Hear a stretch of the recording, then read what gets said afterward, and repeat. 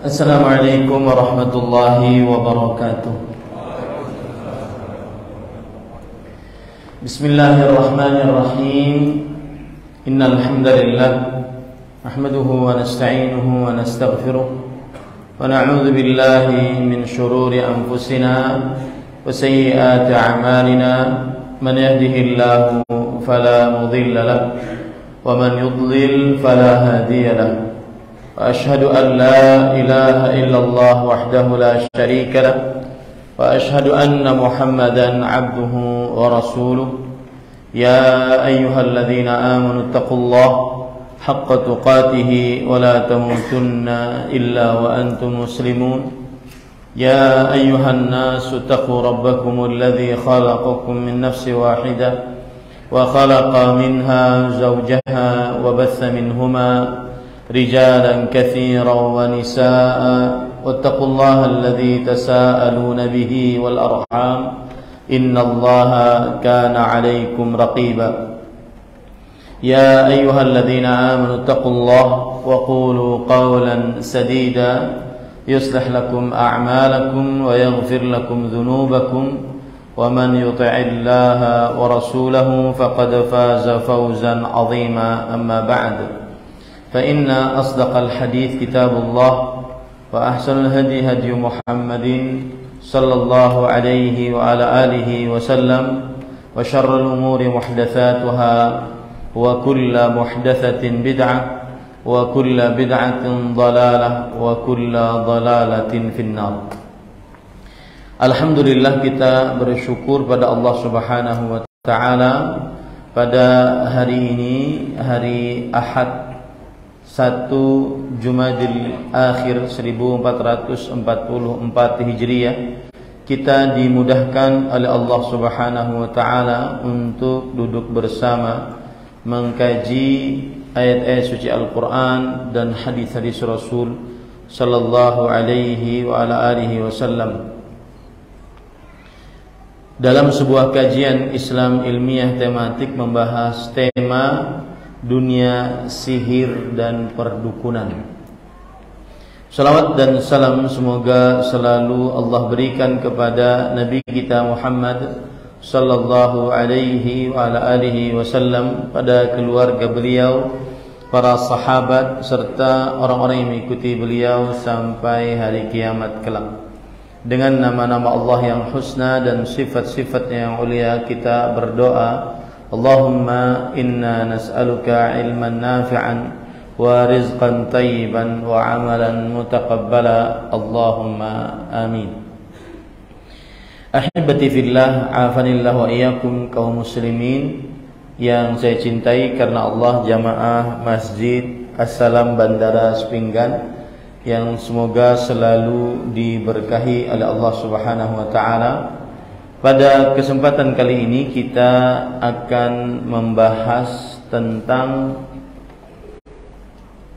hal-hal yang berkaitan dengan sihir dan perdukunan. Dan tema ini adalah tema yang penting karena tema ini jika seseorang terperosok ke dalamnya maka bisa merusak akidah dan bisa bahkan mengeluarkan seorang muslim dari agama Islam, bisa bahkan mengeluarkan seorang muslim dari agama Islam. Tema ini adalah penyimpangan yang berkaitan dengan akidah.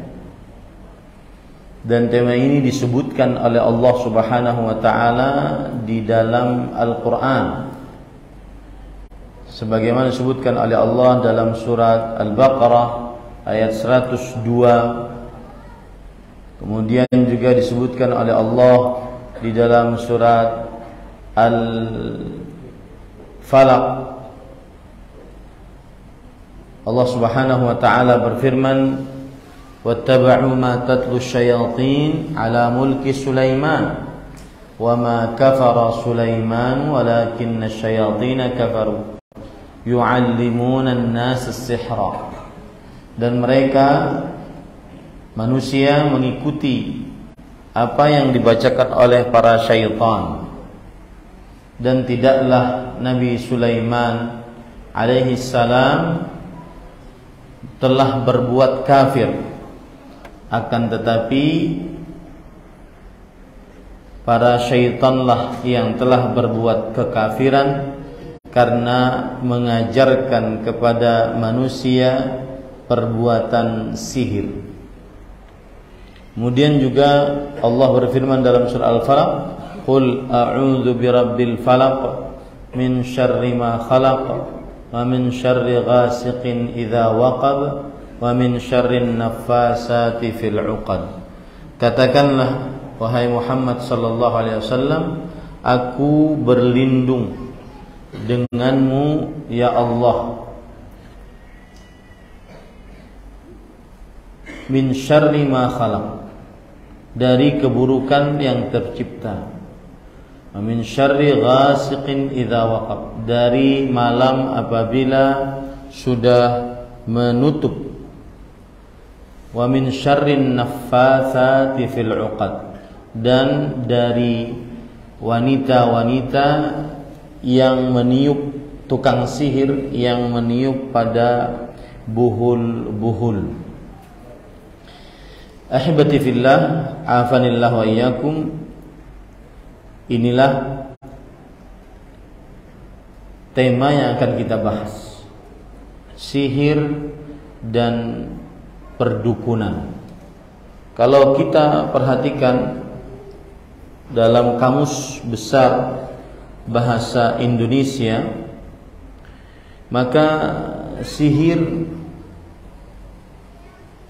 artinya adalah perbuatan ajaib yang dilakukan dengan pesona dan kekuatan gaib. Perbuatan ajaib, yaitu perbuatan yang di luar kebiasaan manusia, yang aneh, dilakukan dengan pesona dan kekuatan gaib.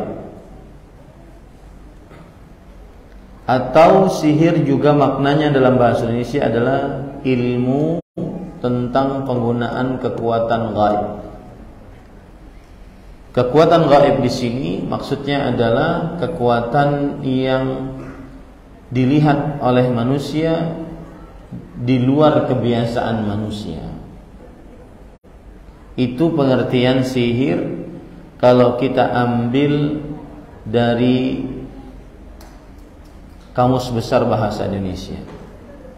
Adapun pengertian sihir kalau kita ambil dari bahasa Arab, maka sihir diambil dari 3 huruf dasar, sin, ha, dan ra, yang artinya adalah sarfu syai' an wajhihi, memalingkan sesuatu dari sisinya. Misalkan saya sekarang menghadap kepada Bapak Ibu sekalian, kemudian saya dipalingkan dari sisi saya menghadap Bapak Ibu, maka ini disebut dengan sihir. Ini disebut dengan sihir. Taib. Kemudian di sana ada arti sihir yang lain yang disebutkan oleh para ulama, baik dari sisi bahasa ataupun dari sisi istilah syariat, yaitu disebutkan di dalam kitab Gharibul Quran yang ditulis oleh Al-Asfahani, bahwa kalimat sihir yang asal hurufnya dari sin, ha, dan ra memiliki berbagai macam makna. Yang pertama, at-tamwihu bil hiyal, yaitu mengerjakan trik-trik dengan tipuan-tipuan, mengerjakan trik-trik dengan tipuan-tipuan. Kemudian yang kedua, al-khida', yaitu penipuan.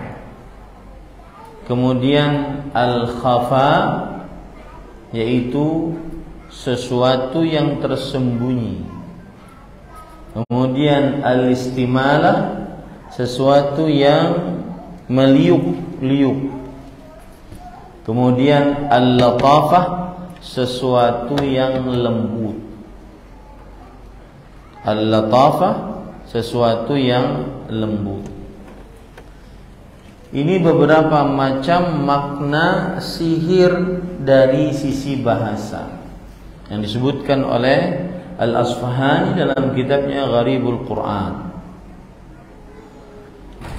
Dan di sana ada makna lain yang disebutkan oleh Imam Ibnu Katsir di dalam kitab Tafsirul Quran Al-Azim.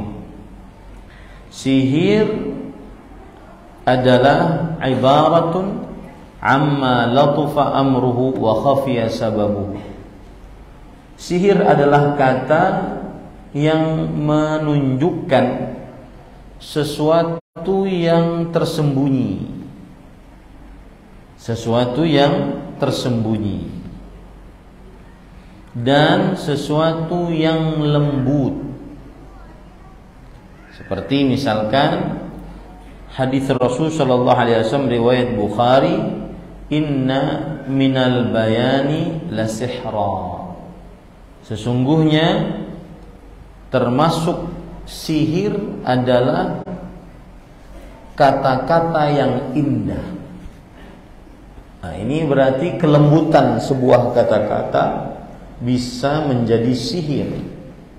Makanya ada sihir yang halal ketika seorang suami merayu istrinya dengan kata-kata yang indah sehingga istrinya terpesona, sehingga istrinya merasa diangkat, dipuji oleh suaminya. Mohon kepada bapak-bapak maju sedikit. Ini di tengah kosong. Maju Pak. Enggak usah pikirkan kamera. Kamera urusan mereka itu. Jangan pikirkan kamera. Di tengah kosong Pak, maju. Nanti pada numpuk di pintu. Baik. Kemudian begitu juga Allah berfirman dalam surat Al-A'raf ayat 116. Saharu a'yunan nas. Mereka mensihir mata-mata manusia. Tukang sihir Fir'aun mensihir mata-mata manusia. Maksudnya apa? Kata Imam Ibnu Katsir, akhfau anhum amalahum. Mereka menyembunyikan dari manusia amalan-amalan mereka, perbuatan-perbuatan mereka. Ini beberapa makna sihir secara istilah syariat. Jadi kalau kita buka tadi Kamus Besar Bahasa Indonesia, sihir adalah sebuah perbuatan ajaib yang dilakukan dengan pesona dan kekuatan gaib. Perbuatan yang ajaib di sini maksudnya di luar kebiasaan manusia dan dilakukan dengan pesona. Pesona tadi kelembutan, tipuan, ya, dan kekuatan gaib. Kekuatan gaib di luar kebiasaan manusia karena dia meminta bantuan kepada jin atau ilmu. Jadi sihir itu bisa perbuatan, bisa sebuah ilmu. Ilmu tentang penggunaan kekuatan gaib. Belajar apa kamu? Belajar sihir. Maksudnya belajar ilmu tentang penggunaan kekuatan gaib. Kekuatan yang tidak terlihat oleh kasat mata. Nah, itu dari bahasa Indonesia. Dari bahasa Arab, sihir artinya tadi macam-macam. Ada sihir yaitu trik dengan tipuan, penipuan, sesuatu yang tersembunyi, sesuatu yang meliuk-liuk, sesuatu kelembutan. ataupun sebuah ungkapan yang menunjukkan kepada perkara yang lembut dan sebab yang tersembunyi. Nah, itu sihir secara bahasa. Adapun sihir secara istilah syariat, perhatikan baik-baik, adalah uqad. Uqad itu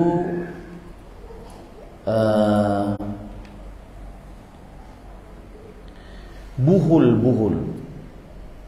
Uqad itu adalah buhul-buhul. Nanti saya akan tunjukkan.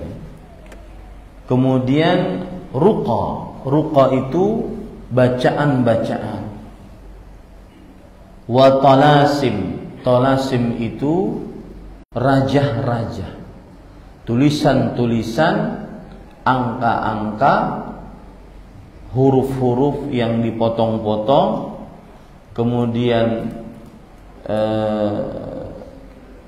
tanda-tanda, rumus-rumus yang tidak dipahami oleh manusia sewajarnya.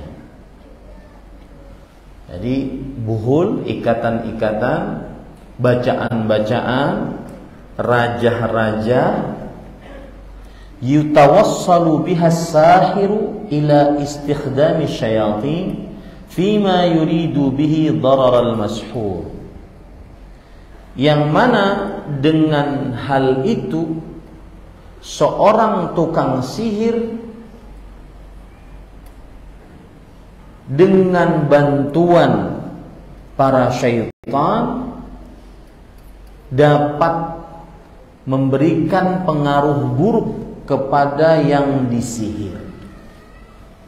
Saya ulangi ya, sihir adalah ikatan-ikatan, buhul-buhul. Makanya disebutkan kan dalam Al-Qur'an tadi, wa min syarrin naffatsati fil uqad. Uqad itu jamak daripada aqd. Aqd itu adalah ikatan, buhul-buhul. Setiap praktek sihir pasti ada ikatan.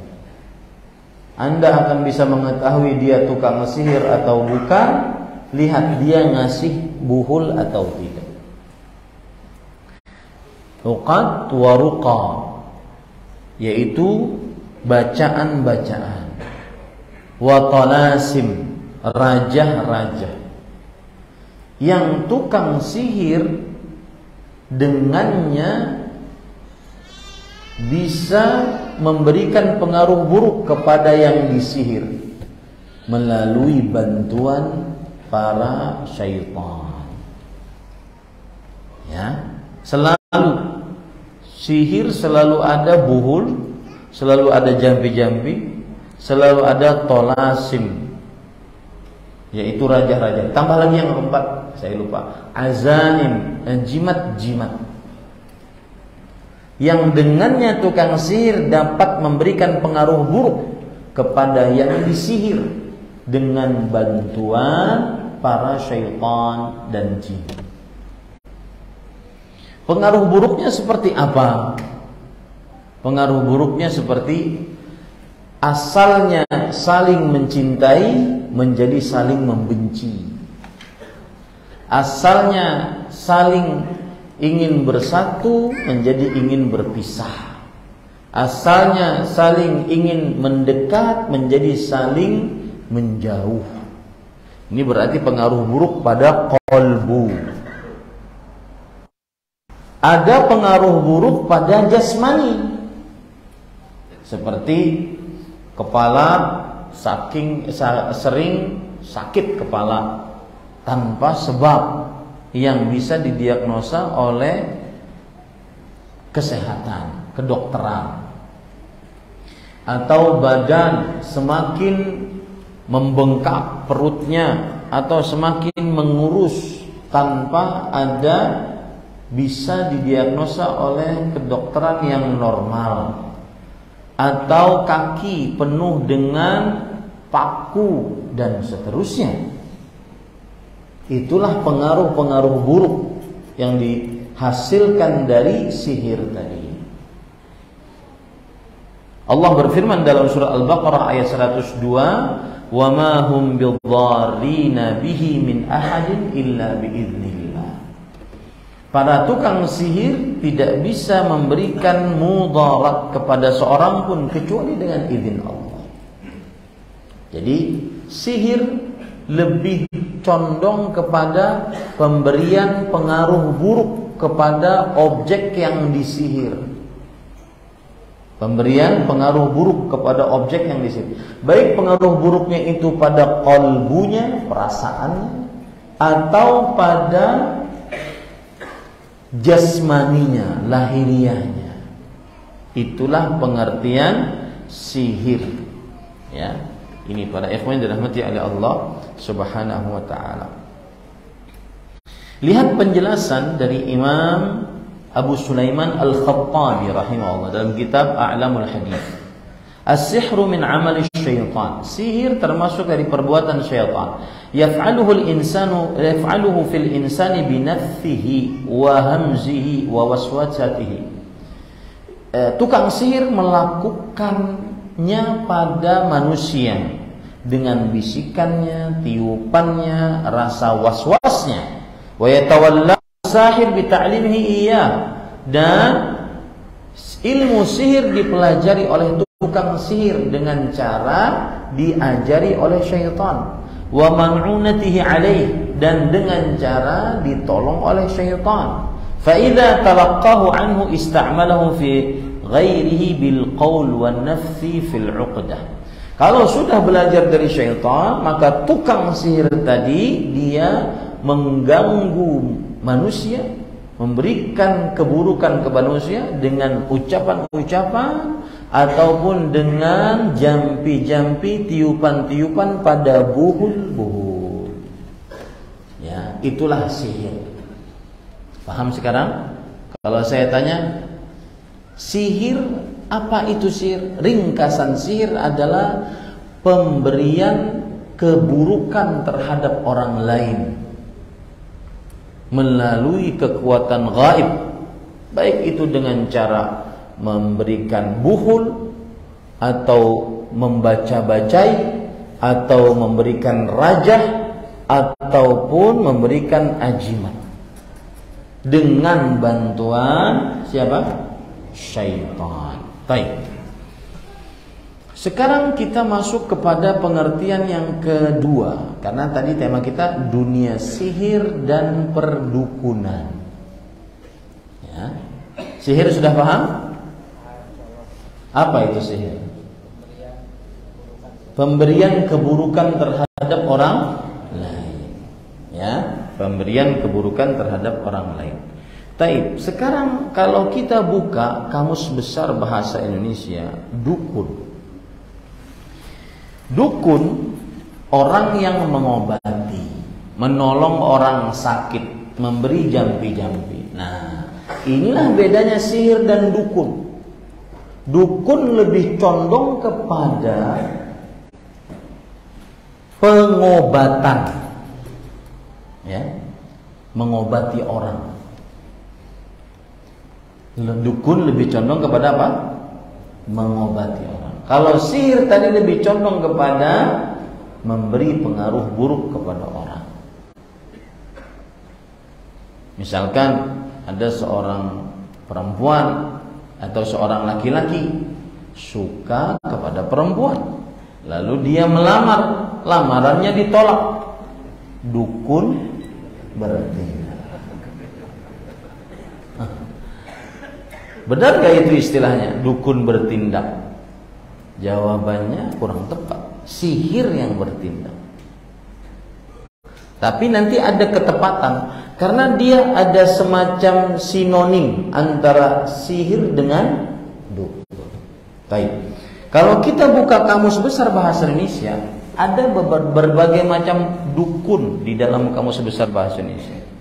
Ada yang boleh, ada yang tidak boleh. Coba lihat. Dukun bayi. Dukun yang pekerjaannya membantu proses kelahiran bayi dan ahli dalam merawat, mengobati dan memijat bayi. Ini enggak ada urusan dengan kekuatan gaib. Ini adalah keahlian tangan. Ya, kecuali kalau seandainya dia membaca bacaan-bacaan. Nah, tergantung apa yang dibaca. Apakah yang dibaca doa-doa dari Al-Quran atau hadis hadis Rasul, atau doa-doa yang bukan dari Al-Quran hadis hadis Rasul. Dukun bayi tidak mengapa, secara pengertian yang disebutkan dalam Kamus Besar Bahasa Indonesia. Kemudian dukun beranak, dukun yang pekerjaannya menolong perempuan melahirkan. Kalau menolong dengan lahiriah tidak ada kekuatan gaib, maka tidak mengapa. Ini dukun beranak, ini tidak mengapa. Dukun calak, di sini sebutkan bengkong, saya tidak tahu. Dukun jampi, dukun jampi, dukun yang menggunakan tumbuhan dan berbagai ramuan alami untuk menyembuhkan penyakit. Ini herbal. Ya. Tukang-tukang herbal itu para dukun jampi berdasarkan Kamus Besar Bahasa Indonesia. Ya. Nah, kemudian di antaranya yang lain. Nah, dari mulai sini dukun japa. Dukun yang mengandalkan mantra sebagai sarana pengobatan. Ini sama dengan ruqyah. Kalau mantranya berasal dari Al-Quran, doa-doa yang sahih dari hadis Rasulullah SAW yang sahih, maka ini tidak mengapa. Ya, maka ini tidak mengapa. Nah, di sana ada dukun klinik. Dukun yang membuat dan memberi guna-guna atau kekuatan gaib lainnya. Inilah sinonim dengan apa tadi? Dukun klinik. Membuat guna-guna, membuat kekuatan gaib. Kekuatan gaib ini pasti meminta kepada jin, pasti berhubungan dengan jin. Nah, di sini ini istilah ini yang tercela berdasarkan pengertian ini. Dukun yang membuat dan memberi guna-guna atau kekuatan gaib lainnya. Dukun santet. Nah, ini sama nih. Ini sinonim dengan sihir. Lihat pengertiannya. Dukun yang memiliki kemampuan menggunakan kekuatan sihir terhadap manusia. Dukun santet. Ya. Kemudian yang lain, dukun siwer. Dukun yang mempunyai kekhususan mencegah terjadinya kesialan yang diakibatkan oleh peristiwa alami, hujan dan sebagainya. Pawang hujan. Nah, ini termasuk dukun siwer. Dan ini nanti kita akan bahas, dia adalah syirik akbar. Kenapa? Karena dia sudah menyamakan dirinya dengan Allah dalam perihal kekhususan yang dimiliki oleh Allah, yaitu kekuasaan. Seperti penciptaan, pengaturan, dan kerajaan, kekuasaan. Dia menyamakan dirinya dengan Allah dalam perihal ini. Padahal ini semua adalah milik Allah Subhanahu wa taala.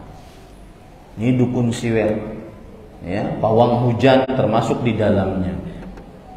Kemudian dukun susuk. Ini juga tercela. Dukun yang mempunyai keahlian khusus mengobati penyakit dengan menusukkan jarum emas pada bagian bawah kulit.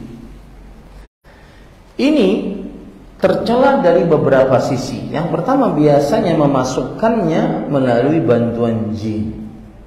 Kalaupun memasukkannya melalui medis, mungkin bisa saja. Tetapi kemudian setelah itu dijampi-jampi dengan minta bantuan kepada jin. Dan saya punya pengalaman pribadi. Waktu saya masih kerja di Dammam, ini kota ketiga terbesar di Arab Saudi dari kota-kota industri Arab Saudi dan lumbung minyaknya Arab Saudi. Di timurnya Arab Saudi, perbatasan dengan Bahrain. Dan dari Dammam sampai ke Madinah atau ke Mekah sekitar 1.300 km. Saya di sana bekerja sebagai pendakwah dan penerjemah resmi di kantor tersebut. Tugas saya adalah mendakwahi para tenaga kerja Indonesia. Suatu saat saya mendapatkan jadwal dakwah di sebuah kantor penampungan tenaga kerja Indonesia wanita. Banyak yang bermasalah, yang kabur banyak. Kita dakwahi, daripada mereka tidak ada kerjaan, kita dakwahi. Saat berdakwah waktu itu saya memberikan ceramah tentang tauhid. Lalu ada ibu-ibu, "Ustaz, sudah selesaikan ceramahnya, saya sudah tidak kuat." Lalu saya bilang, "Bu, sebentar lagi, insya Allah setelah ini baru pertanyaan." "Tidak, saya mau nanya saya, kenapa ketika tadi Ustaz ceramah ini pipi saya panas, perut saya panas?" Maka saya langsung tembak, "Ibu pakai susuk sebelum ke Arab Saudi?" "Iya, Ustaz." Di sini ada dua, kemudian di perutnya ada dua. Apa tujuannya? Tujuannya agar majikan nanti dia bekerja di situ menjadi menurut sama dia dan tidak berbuat kasar kepada dia. Nah, ini bukti nyata Allah berfirman, "Wala yuflihus sahirun." Yang artinya orang-orang yang berbuat sihir tidak akan pernah beruntung, malah mendapatkan keburukan. Nah, ini dukun susuk yang melakukan praktek memberikan susuk pada manusia, ini adalah termasuk dukun yang menyimpang. Kemudian dukun tenung, dukun yang memiliki atau mampu menggunakan kekuatan gaib terhadap manusia. Tenung, kekuatan gaib, misalkan dari jauh sudah dimasuki hal yang buruk, ya. Kemudian dia sakit, dikirim dari jauh. Prakteknya ini dukun tenung, ya, terhadap manusia, kekuatan gaib terhadap manusia.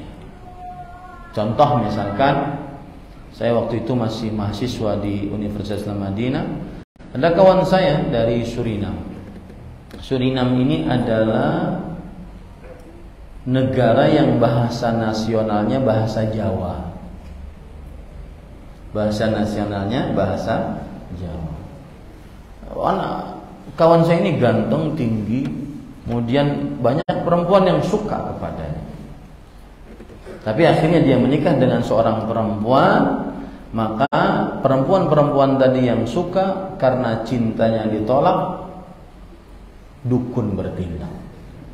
Dia kirim itu, ya, dukun tenung ini mengirim tenungnya dari Suriname sampai ke Arab Saudi, ke kota Madinah. Dan kita sendiri yang sering mendapati. Ada kadang-kadang kita dapati tubuhnya setengah biru semua. Ada yang kita dapati pas dia mau masuk Masjid Nabawi, mendengar azan kabur. Karena kan syaitan begitu.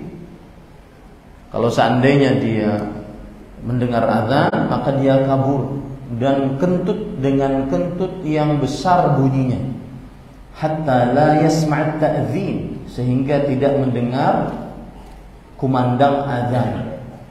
Ini bukan berarti yang besar kentutnya adalah syaitan. Kemudian pada ikhwan yang dirahmati oleh Allah, suatu malam kita meruqyah beliau. Beliau sadar, tetapi sadarnya seperti itu. Kemudian kita ruqyah dengan cara kita berkumpul baca Al-Fatihah, Al-Baqarah, gantian, ayat per ayat sampai kepada surat ayat kursi. Mulai dia tidak tahan, mulai dia berbuat yang aneh-aneh. Lalu minta izin ke kamar mandi. Dari kamar mandi kemudian sehat kembali, karena yang di kamar mandi banyak minal khubthi wal khaba'ith, banyak syaitan laki-laki dan syaitan perempuan. Makanya yang lama-lama di kamar mandi, ya, apalagi sampai udut, itu berkumpul kezaliman di atas kezaliman. Nah, kemudian setelah itu ketika mendekati 2 ayat terakhir dari surat Al-Baqarah, maka dia tidak tahan lagi. Akhirnya dia ngamuk, kita pegang kanan kiri, kemudian saya memegang kepalanya sampai dia lemas. Ketika dalam keadaan ngamuk tersebut, ini yang saya ceritakan tadi, dia pakai bahasa, dari mana kita tahu itu dari Suriname? Karena dia pakai bahasa Jawa. Apa gue? Wah, ini Suriname punya ini. Ya, ini sihir made in Suriname. Nah, itu dukun tenung. Kemudian dukun tiban, orang yang dalam waktu terbatas mempunyai kemampuan mengobati suatu penyakit karena adanya kekuatan gaib akibat kerasukan roh. Ini sama semuanya. Nah, dari mulai tadi dukun klinik sampai dukun tiban itu yang bermasalah. Ya.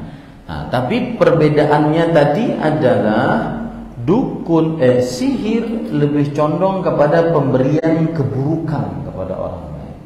Sedangkan dukun lebih spesifik mengobati, tapi dengan minta bantuan kepada jin.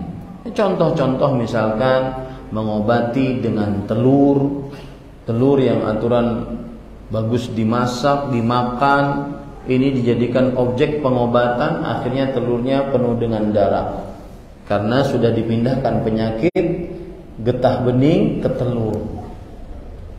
Atau dipindahkan, nah ini saya pernah melihat secara langsung dengan mata kepala saya, memindahkan penyakit dari manusia ke kambing. Kambing yang asalnya santai, tenang, adem ayem, dia jadi ya, ini semuanya adalah pengobatan-pengobatan ala dukun melalui tukang dukun melalui kekuatan gaib. Kajian belum, pertanyaan sudah gimana? Baik, para ikhwah yang dirahmati oleh Allah, sekarang kita akan bahas itu poin pertama, pengertian sihir dan dukun. Kemudian kita akan bahas selanjutnya adalah apa bahaya menurut Al-Quran dan hadis tentang sihir dan perdukunan. Allah berfirman di dalam surat Yunus ayat 77. Saya sebutkan dulu poinnya, baru saya sebutkan dalilnya. Bahaya yang pertama adalah tidak akan pernah beruntung. Yang melakukan praktek sihir atau yang meminta dilakukan praktek sihir dan perdukunan tidak akan pernah beruntung. Allah berfirman dalam surat Yunus ayat 77, "Wala yuflihus sahirun." Orang-orang yang melakukan perbuatan sihir tidak akan beruntung.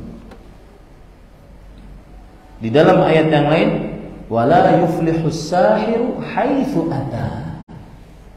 Yang artinya orang yang melakukan praktek sihir tidak akan beruntung apapun yang dia lakukan. Apapun yang dia lakukan tidak akan pernah beruntung. Itu disebutkan oleh Allah dalam surat Thaha ayat 69. Ya, ini harus menjadi keyakinan akidah kita. Perbuatan sihir apapun, tujuannya untuk apapun, tidak akan pernah mendatangkan keberuntungan. Misalkan untuk memberikan pengaruh buruk kepada orang lain, atau untuk sebagai jimat. Nah, jimat tadi masuk mana? Sihir atau dukun? Sihir. Jimat supaya kebal, jimat supaya kaya, jimat supaya lancar rezeki, jodoh, urusan dan seterusnya. Maka ini adalah pasti tidak beruntung. Ya, pasti tidak beruntung.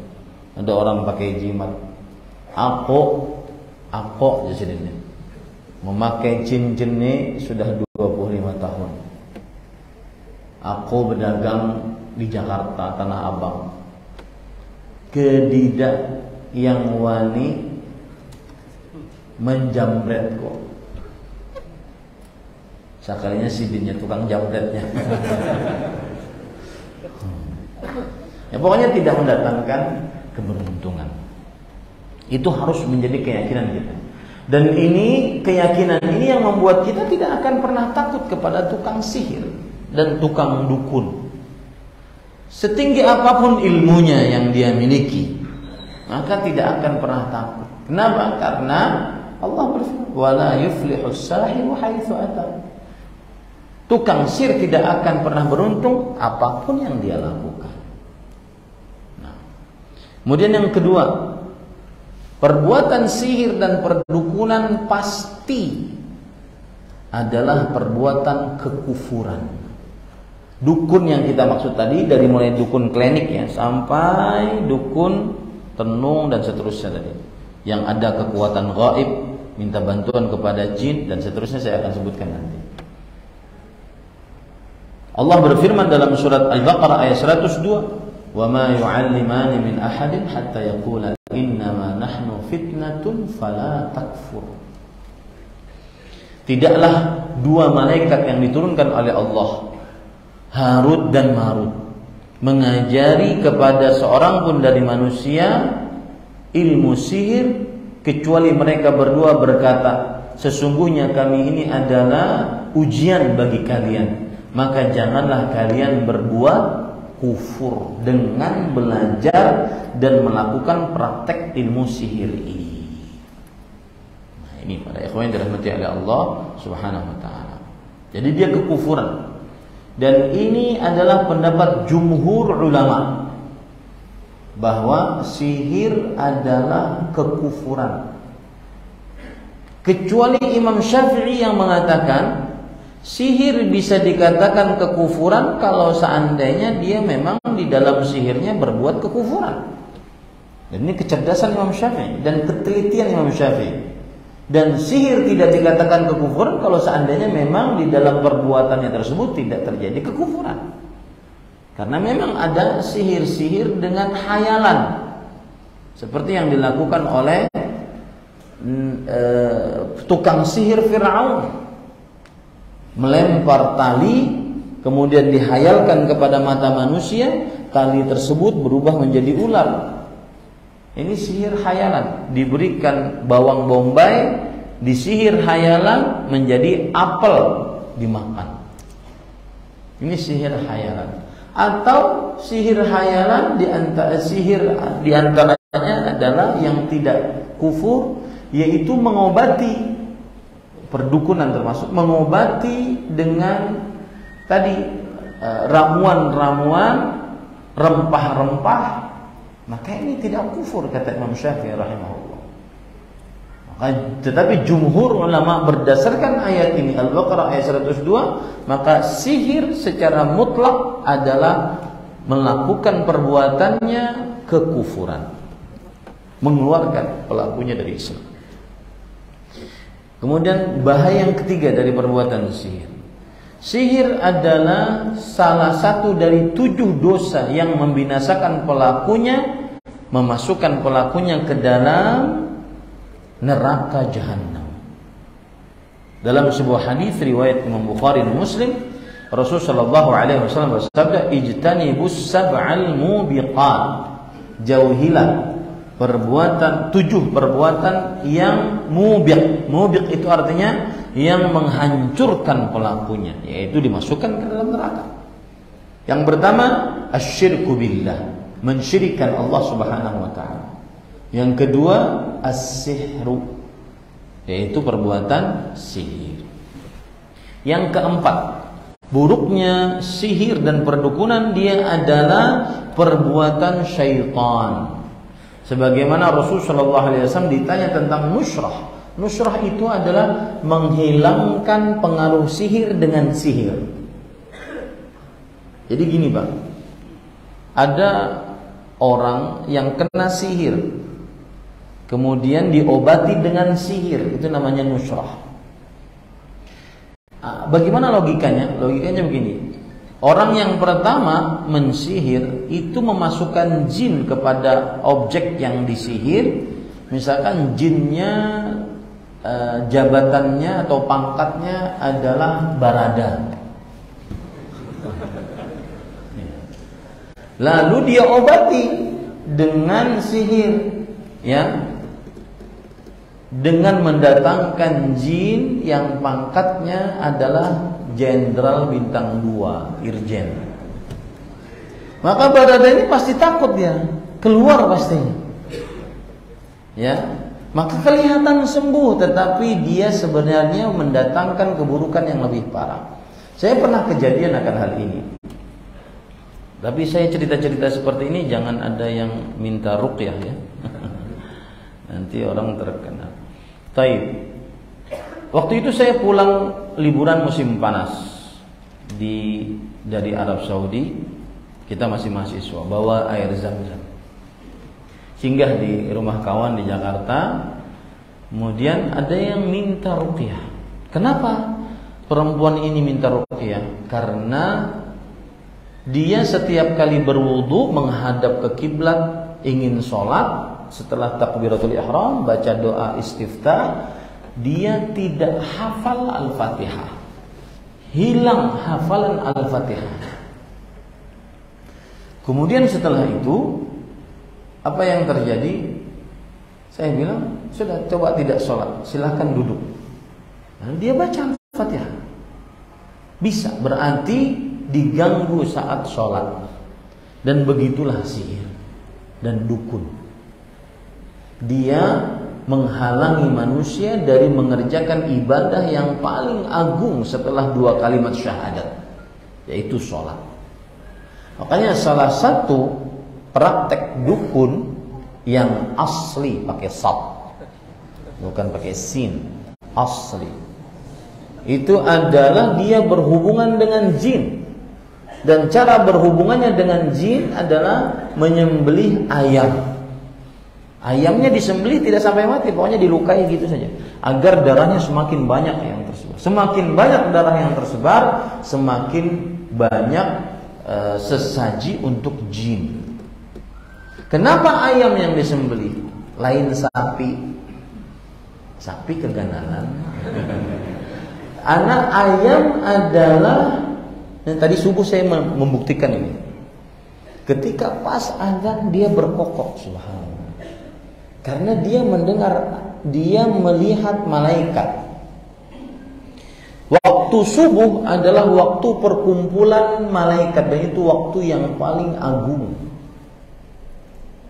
Ya, makanya sangat tercela yang tidak bangun subuh. Sangat tercela. Tidak sholat 2 rakaat sebelum subuh, sholat subuh di akhir waktu atau di luar waktu, itu sangat tercela. Karena itu sedang berkumpulnya malaikat. Malaikat yang menjaga di malam hari ingin selesai tugasnya, kembali lagi ke langit. Dan malaikat yang berjaga di siang hari baru datang, ingin bertugas, berkumpul di waktu subuh. Dan ini yang dimaksudkan oleh Allah Subhanahu wa taala, wa Qur'anal fajr, inna Qur'anal fajri kana mashhuda. Dan salat subuh. Qur'anul fajr itu artinya salat yang di dalamnya dibacakan Al-Qur'an pada waktu subuh. Sesungguhnya salat subuh disaksikan oleh para malaikat. Nah, itu yang disembelih ayam agar orang tidak membangun subuh. Nah, orang ini seperti itu juga. Kembali kita ke masalah tadi. Lalu akhirnya karena dia perempuan, saya suruh masuk ke dalam kamar. Lalu saya di pintu kamar seperti ini. Ini kamarnya, saya di sini, di dinding itu. Tidak masuk. Dan kalau tidak salah ingat, di dalam situ ada istri saya juga. Saya suruh masuk menemani. Saya bacakan. Nah, ini nasihat untuk yang suka meruqyah, ya. Lebih baik jauhi dari berikhtilaf, berkumpul, ya. Apalagi kalau seandainya meruqyah massal gitu ya. Seperti ini, ruqyah massal, ibu-ibu di belakang, kemudian nanti di tengah-tengah ada yang sudah mulai teriak-teriak. Itu belum ada contohnya dari para salafus saleh. Dan itu bisa mempengaruhi yang lain. Pas si fulan kena, yang lain kada kena, kemudian mulai takut dia, akhirnya kena juga. Ya. Kemudian ibu-ibu Dan ibu-ibu kadang-kadang peruqyah pakai gaya-gaya keren gitu kan, pakai sarung tangan hitam gitu, ya, sebagai alat bukti, sarung tangan hitam. Ya. Nah, para ikhwan yang dirahmati oleh Allah Subhanahu Wa Taala, kemudian enak aja pergi ke tempat perempuan, kemudian megang-megang. Hada la yajuz. Ini tidak boleh, haram. Rasul sallallahu alaihi wasallam bersabda, Aisyah radhiyallahu anha bercerita, "Ma massat yadu Rasulillah sallallahu alaihi wasallam yada imra'atin qat illa imra'atan yamlikuha." Tangan Rasul sallallahu alaihi wasallam tidak pernah menyentuh seorang perempuan pun kecuali istrinya dan budak yang dimilikinya. Rasul sallallahu alaihi wasallam juga bersabda, "Inni la usafihun nisa." Aku tidak berjabat tangan dengan para perempuan yang bukan mahram. Akhirnya dia masuk, saya baca, kemudian baca Al-Fatihah beberapa. Sebelumnya tadi bawa air Zam-Zam. Kemudian saya baca Al-Fatihah. Bacai Zam-Zam itu cuma Al-Fatihah saja, nggak usah bacaan-bacaan yang lain, Al-Fatihah. Makanya kalau ada orang, Ustaz minta air dong, mana botolnya? Hadangi aku kamar dulu. Kadang sini aja, saya baca di sini aja. Kalau usah kamar, bapak pengen kamar. Al-Fatihah nggak ada yang lain. Fatihah. Wa ma adraka ma annaha ruqyah. Apakah engkau tidak mengetahui bahwa Al-Fatihah itu adalah ruqyah? Baca Al-Fatihah. Kemudian setelah itu, atau lebih tawakal lagi, baca sorangan, minum sorang. Daripada minta kepada orang, bergantung kepada makhluk. Baca sorang, minum sorang. Kemudian setelah itu saya baca Al-Fatihah, kemudian dikasih minum, langsung muntah karena Zam-Zam. Zam-Zam ta'amun tu'min wa shifa'u suqmin. Zam-Zam adalah makanan paling bergizi, obat penyembuh paling mujarab. Kemudian baru dibacakan Al-Fatihah, dibacakan Al-Baqarah. Saya kalau meruqyah selalu surat andalannya Al-Baqarah. Karena Rasulullah SAW bersabda, "Iqra'ul Baqarah fa inna akhdhaha barakah wa tarka hasrah wa la yastati'uha al-baqarah." Bacalah surat Al-Baqarah, sesungguhnya membacanya adalah berkah. Nah, antum coba ini. Yang seret-seret rezeki, yang sedang datang-datang penyakit, yang sedang gundah-gundah amaliyahnya, baca surah Al-Baqarah. Sehari sekali, sehari 2 kali, sehari 3 kali. Coba baca. Lihat bagaimana perubahan dalam kehidupan dan urusan kita. Karena Rasulullah SAW tidak mungkin bohong. Surah Al-Baqarah bacanya sebentar, 2 juz 4 lembar. Sebentar dia, paling 1 jam 1/4. Bagi nang lancar.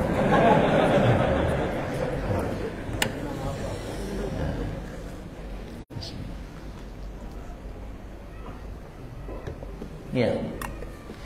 Membacanya adalah berkah dan meninggalkannya adalah kerugian dan tidak akan sanggup tukang sihir melawannya. Baca saya surah Al-Baqarah, sama kejadiannya ketika mendekati ayat kursi dia muntah-muntah. Nah, kemudian setelah itu sampai 2 ayat terakhir tambah besar muntahnya, akhirnya sadar.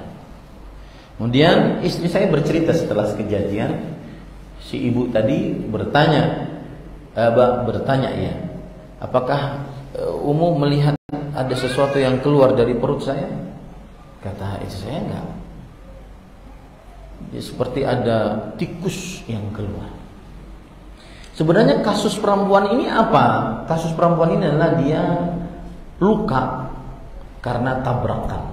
Karena terlalu sakit dia pergi ke orang pintar. Akhirnya lukanya dianggap sembuh, tidak merasakan sakit lagi. Tetapi ternyata dia mempunyai penyakit yang lebih parah. Tadi apa? Lupa surat Al-Fatihah. Akhirnya setelah diruqyah selesai, saya suruh wudu, sholat 2 rakaat, bisa dia baca Al-Fatihah.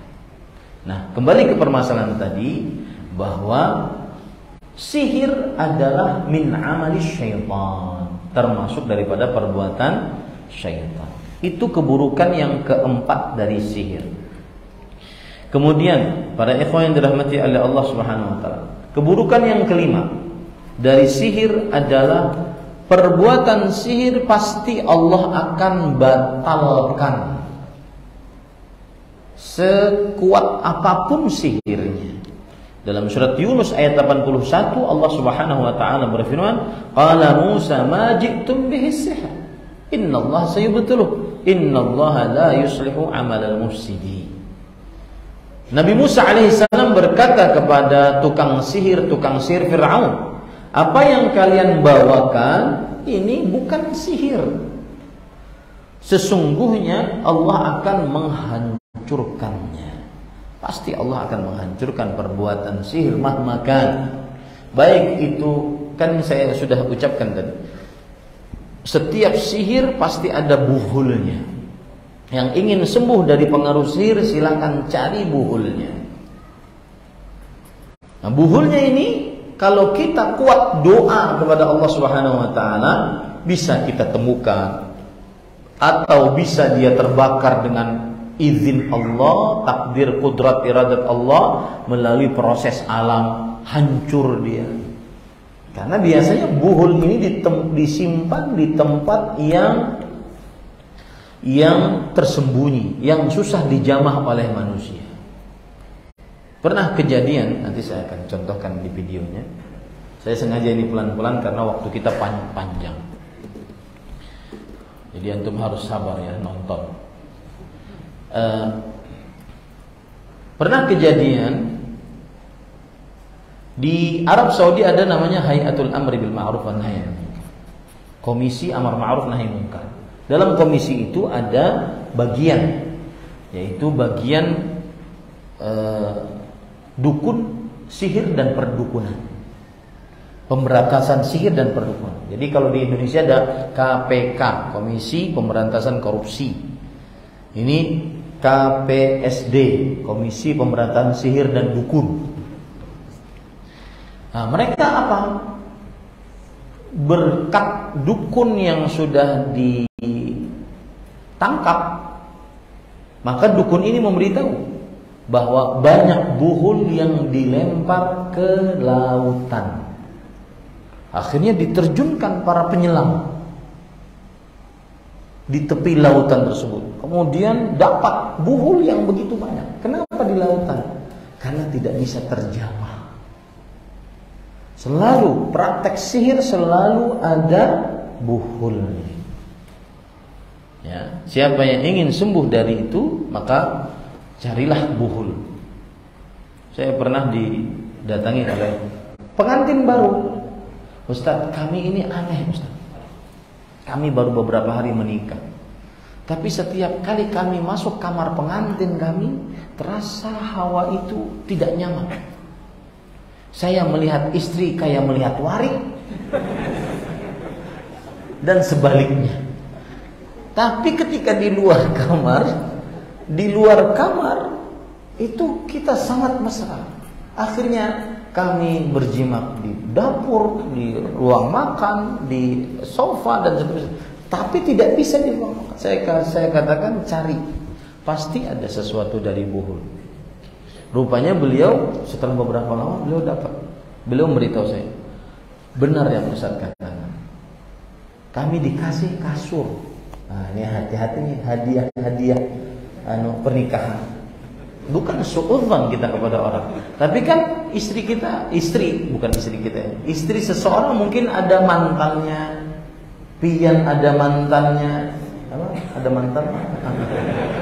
Ya. Ada yang tidak suka, akhirnya ngasih sesuatu. Ternyata di dalam kasur tadi. Nah, itu pasti ada buhul. Setelah dihancurkan, nanti cara penghancurannya kita akan lihat. Setelah dihancurkan, maka selesai urusan. Yang asalnya warik jadi bidadari. Biar tahu warik kan. Baik, para ikhwan yang dirahmati oleh Allah Subhanahu wa taala. Kemudian buruknya sihir juga adalah di dalam syariat Islam, seorang yang terbukti melakukan praktek sihir wajib dibunuh. Wajib dibunuh. Dalam hadis riwayat Imam Abu Dawud dengan sanadnya sampai kepada Bujalah ibn Abdah Beliau bercerita, "Ja'ana kitab Umar radhiyallahu anhu qabla mautihi bi sana." Umar bin Khattab ketika menjadi Amirul Mukminin, khalifatu Rasulullah, khalifatul muslimin. Beliau setahun sebelum beliau meninggal, beliau menulis surat kepada gubernur-gubernurnya. Salah satunya adalah kepada Bujalah bin Abdah.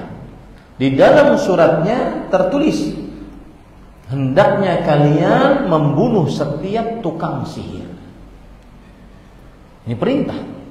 Dan itu ijma' para sahabat. Tidak ada yang menolak akan hal itu. Makanya ini pendapat jumhur ulama. Pendapat kebanyakan para ulama rahimahumullah ta'ala. Kecuali Imam Syafi'i. Ini Imam Syafi'i lagi. Imam Syafi'i mengatakan boleh dibunuh kalau seandainya memang tukang sihir ini sudah membunuh. Ini kecerdasan Imam Syafi'i rahimahullah. Boleh dibunuh kalau seandainya tukang sihir ini akibat praktek sihirnya membunuh orang. Karena ayatnya berbunyi an-nafsu bin nafs. Nyawa dibayar nyawa. Nah, itu kecerdasan Imam Syafi'i rahimahullah ta'ala. Dan akhirnya dikuatkan pendapatnya oleh Imam An-Nawawi rahimahullah. Kemudian juga keburukan sihir yang lain, siapa yang mendatangi tukang ramal. Nah, ini istilah baru. Tadi kita cuma dapat tukang sihir, dukun, tukang ramal masuk mana ini? Nanti saya akan jelaskan. Siapa yang mendatangi tukang ramal dan bertanya saja, belum percaya, bertanya saja, tidak diterima darinya sholat 40 hari 40 malam. Dan Imam Nawawi rahimahullah, ulama Islam bermadzhab Syafi'i abad ke-7 Hijriah, mengatakan bahwa yang dimaksud tidak diterima sholatnya adalah saqata anhul wajib wala thawabala, gugur kewajiban tapi tidak ada pahala. Diqodok pun nggak bisa, sejuta kali mengqodok nggak bisa. Karena gugur kewajibannya, tapi nggak ada pahala. 40 hari, 40 malam. Nah, kembali kita ke tukang ramal. Tukang ramal masuk mana? Bisa masuk dua-duanya. Baik tukang sihir ataupun dukun. Tidaklah tukang sihir kecuali dekat dengan ramalan. Tidaklah tukang dukun kecuali dekat dengan ramalan. Dan di zaman sekarang ada tukang sihir asli, dukun asli, ada dukun palsu, tukang sihir palsu. Zaman sekarang mudah. Misalkan ya, tukang sihir asli biasanya yang dia berhubungan dengan jin. Datang pasien, maka langsung, bagaimana kabarmu wahai fulan? Oh, tahu ngaran ulun sidin. Itu diberitahu oleh jinnya. Ini asli. Ya. Adapun yang palsu, dari mana engkau wahai fulan? Tahu ngaran ulun? Karena ada maklarnya di sana WhatsApp. Nanti akan datang hari ini. Ya. Rupanya ada maklar sihir dan maklar dukun. Nah, ini para ikhwan yang dirahmati oleh Allah Subhanahu wa taala. Jadi baik persihiran atau perdukunan pasti ada ramalan-ramalannya. Nah, kemudian bahaya sihir yang lain adalah yang percaya kepada tukang sihir, tukang dukun, ramalan-ramalan mereka, maka telah kafir dengan apa yang diturunkan oleh Allah kepada Nabi Muhammad sallallahu alaihi wasallam, yaitu surah An-Naml ayat 65. Apa suratnya? Apa ayatnya? Qul, katakanlah wahai Muhammad, la ya'lamu man fis samawati wal ardil ghaiba illallah. Tidak mengetahui siapa saja di langit dan di bumi hal gaib kecuali Allah. Ini yang dikufuri oleh orang yang percaya kepada tukang ramal. Ya. Dan saya katakan di sini bahwa siapapun yang meramal Apapun profesinya di masyarakat, bagaimanapun bajunya, bagaimanapun penampilannya, kalau sudah meramal, maka dia adalah tukang ramal. Mau dia kiai kah, ustadz kah, habib kah, kalau sudah meramal, tukang ramal. Masuk ke dalam hadis Rasul yang diriwayatkan oleh Imam Hakim, man ata arrafan aw kahinan fasaddaqahu bima yaqul faqad kafara bima unzila ala Muhammad. Barang siapa yang mendatangi arraf. Arraf adalah orang yang mengaku mengetahui akan hal gaib yang akan datang. Kalau saya pindah ke Balikpapan, bagaimana? Kalau saya babini 2, bagaimana? Bagus kada? Buka toko di sini, bagus kada? Dan seterusnya. Atau kahin, orang yang mengaku mengetahui hal-hal gaib yang telah lalu, seperti barang-barang hilang, ya, motor hilang, mobil hilang, anak hilang, bini hilang, ya, ini. Lalu ia percaya dengan apa yang diucapkan oleh si arraf atau si kahin, maka sungguh ia telah kafir dengan apa yang diturunkan kepada Nabi Muhammad sallallahu alaihi wasallam. Baik.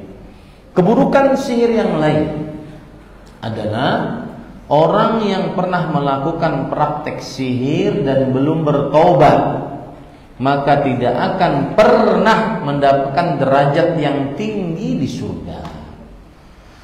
Hadis riwayat Imam At-Tabarani dari Abu Darda radhiyallahu an, Rasul sallallahu alaihi wasallam bersabda, "Lan yanala ad-darajatil 'ula man takahhana aw istaqsama aw raja'a min safarihi tatayyuran." Tidak akan pernah mendapatkan tingkatan yang tinggi di dalam surga siapa yang pernah main dukun atau mengundi nasib atau pulang dari bepergiannya karena merasa bernasib sial. Ini berjalan nih dari Balikpapan mau ke Banjarmasin, jalan darat, jalan singgah makan di rumah makan, melihat kucing picak pincang, maka hendak berparak terus lawan kita. Maka dia mulai mempunyai merasa bernasib sial. Sepertinya ini tanda. Bolehkan kita ke Balikpapan? Tidak jadi safar. Ini orang seperti ini tidak akan pernah mendapatkan derajat yang tinggi dalam surga. Yang terakhir, yang sebelum terakhir, keburukan selanjutnya adalah yang melakukan praktek sihir, maka sungguh dia telah melakukan kesyirikan. Pasti. Ya, pasti. Dalam hadis riwayat Imam An-Nasa'i dari Abu Hurairah radhiyallahu anhu, Rasul sallallahu alaihi wasallam bersabda, "Man 'aqada 'uqdah, thumma nafatha fiha, faqad sahara, wa man sahara faqad asyrak." Siapa yang meniup, siapa yang mengikat pada buhul, lalu dia jampi-jampi, dia baca-bacai, maka sungguh dia telah berbuat sihir. Dan siapa yang berbuat sihir, maka sungguh dia telah melakukan kesyirikan. Yang terakhir, pelaku sihir keburukannya adalah tidak masuk surga. Dalam hadis riwayat Imam Ibnu Hibban dari Abu Musa Al-Asy'ari radhiyallahu an, Rasul sallallahu alaihi wasallam bersabda, "Thalathatun la yadkhuluna al-jannata mudminul khamr wa qati'ur rahim wa musaddiqun bis-sihr." 3 yang tidak masuk surga. Tidak masuk surga ini ada penjelasannya nanti. Saya artikan dulu ya. 3 tidak masuk surga. Pertama, kecanduan minum minuman yang memabukkan. Yang kedua, memutuskan hubungan rahim. Yang ketiga, percaya kepada praktek sihir. Yang dimaksud dengan tidak masuk surga ini adalah kalau dia menghalalkan minum-minuman yang memabukkan, padahal Allah haramkan. Nah, ini termasuk adalah yang memasukkannya ke dalam neraka, tidak masuk sama sekali ke dalam surga. Atau dia tidak masuk ke dalam surga di golongan pertama. Kenapa? Karena harus disiksa dulu di neraka, baru nanti habis dosanya baru masuk ke dalam surga. Karena tidak ada yang mengekalkan seseorang di dalam surga kecuali kekufuran, kesyirikan, kemunafikan akbar. Sedangkan minuman keras atau memabukkan tidak merupakan kesyirikan, kekufuran. Begitu juga menyambung hubungan rahim atau memutuskan hubungan rahim, maksud saya. Yang dimaksud tidak masuk surga adalah yang menghalalkan untuk memutuskan hubungan rahim. Boleh kok, kata dia, tidak bersahut sapa dengan rahim. Nah, ini dikhawatirkan dia menghalalkan apa yang Allah haramkan. Atau dia, sama tadi kasusnya, tidak masuk ke dalam surga di awal-awal orang-orang masuk ke dalam surga karena dia masuk neraka dulu. Setelah dibersihkan baru dia masuk ke dalam surga. Nah, adapun yang percaya kepada sihir, maka dia ini adalah orang yang melakukan kesyirikan, dan kesyirikan pantas tidak masuk surga, kekal abadi di dalam nerakanya Allah Subhanahu wa taala. Baik. Sekarang para ikhwan yang dirahmati oleh Allah Subhanahu wa taala, itu 2 poin. Poin yang pertama pengertian sihir dan dukun, poin yang kedua buruknya sihir dan dukun. Poin yang ketiga, apa benar ada sihir dan dukun? Ini bagi orang-orang yang mungkin terlalu intelektual. Ya, segala-gala diukur dengan keilmiahan, kasat mata. Benar nggak ada sihir? Benar nggak ada dukun? Ya, maka jawabannya Imam Nawawi rahimahullah berkata, was-sahih anna lahu haqiqah. Yang pendapat yang benar bahwa sihir memang memberikan pengaruh buruk. Ya, benar, sihir itu memberikan pengaruh buruk. Wa bihi qat'an jumhur, dan inilah pendapat yang ditegaskan oleh jumhur ulama, wa alaihi amatul ulama, dan inilah pendapat kebanyakan para ulama. Wa yadullu alaihi kitab wa sunnatus sahihatul masyhurah, dan ini ditunjuki oleh Al-Quran, hadis-hadis yang sahih dan masyhur. Ini perkataan dinukilkan oleh Al-Hafidz Ibnu Hajar dalam kitab beliau Fathul Bari, perkataan Imam Nawawi rahimahullah. Apa dalil bahwa sihir itu benar adanya? Yang pertama, yaitu surat Al-Baqarah ayat 102 tadi. Ketika Allah berfirman di dalam Al-Quran, ma yufarriquna bihi bainal mar'i wa zawjihi, ya, yang artinya akhirnya manusia belajar dari 2 malaikat Harut dan Marut ilmu sihir, yang dengan ilmu sihir tersebut memisahkan antara suami dan istri. Para ulama, di antaranya Imam Asy-Syaukani rahimahullah dalam kitab beliau Tafsir Fathul Qadir, beliau mengatakan, fi isnad at-tafriq ila as-sahara wa ja'ala as-sihra sababan lidzalik dalilun ala anna lis-sihri ta'thiran fil qulubi bil hubbi wal bughdi wal jam'i wal furqati wal qurbi wal bu'd. Ketika Al-Quran menyebutkan bahwa mereka belajar ilmu sihir untuk memisahkan antara suami istri, ya, dan yang menjadi sebab terpisahnya antara suami istri adalah ilmu sihir, ini menunjukkan bahwa sihir memang benar adanya, memberikan pengaruh buruk, baik itu dengan rasa cinta, rasa benci, ingin bersatu, ingin berpisah, ingin mendekat, ingin menjauh. Nah, ini dalil pertama. Ya. Makanya para ikhwan yang dirahmati oleh Allah Subhanahu wa taala, hati-hati yang sedikit-sedikit cerai. Saya pernah ke sebuah daerah, atau diceritakan di sebuah daerah di Indonesia, katanya perempuan-perempuan di daerah tersebut suka bercerai. Dan kalau seandainya dia janda, dia bangga jadi janda. Kenapa? Karena maksudnya gini, dia punya istri, suami, ya, kemudian bercerai, kemudian nikah lagi dengan suami yang lain, nikah lagi dengan suami lain.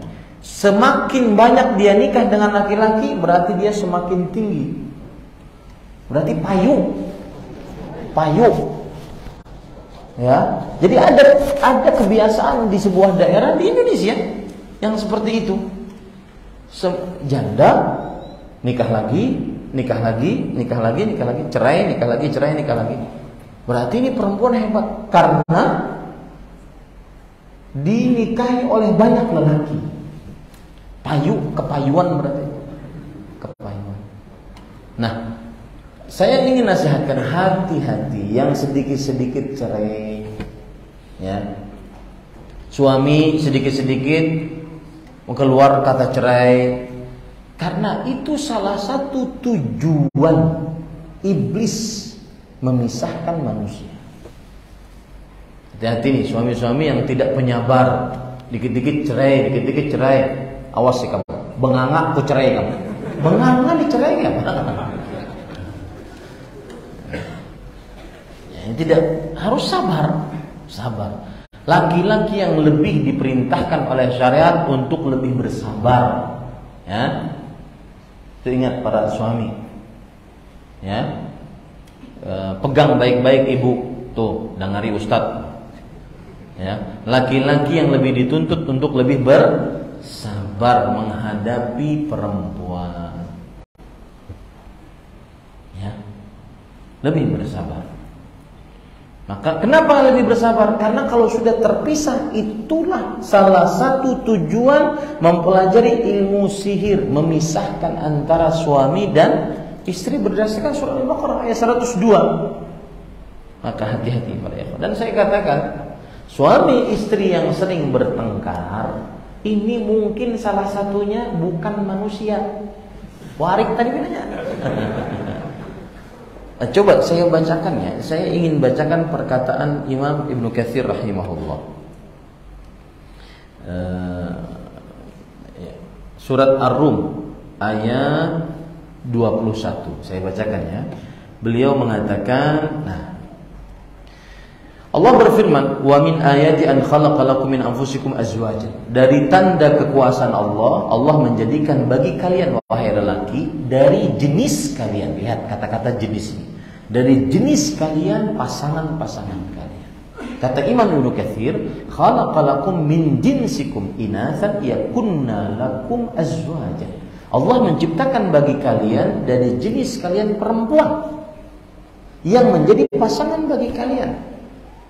Kemudian beliau mengatakan, walau annahu ja'ala bani adama kullahum dzukuran.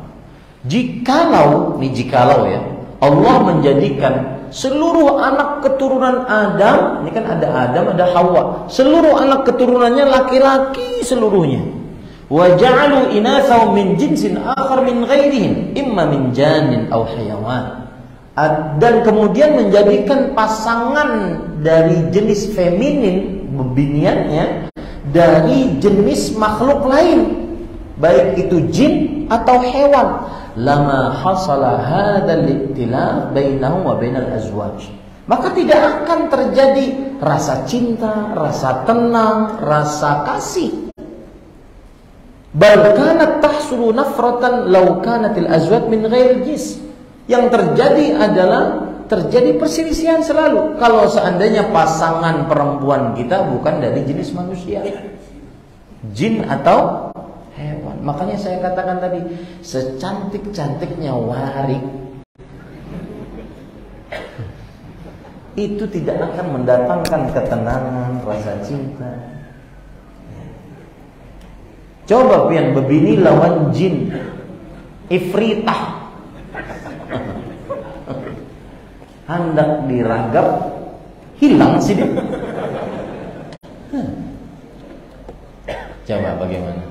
Makanya saya katakan, suami dan istri yang sering bertengkar, jangan-jangan salah satu dari keduanya apa? Yang seorang padahal. Ya, ini para ikhwah. Jadi sabar.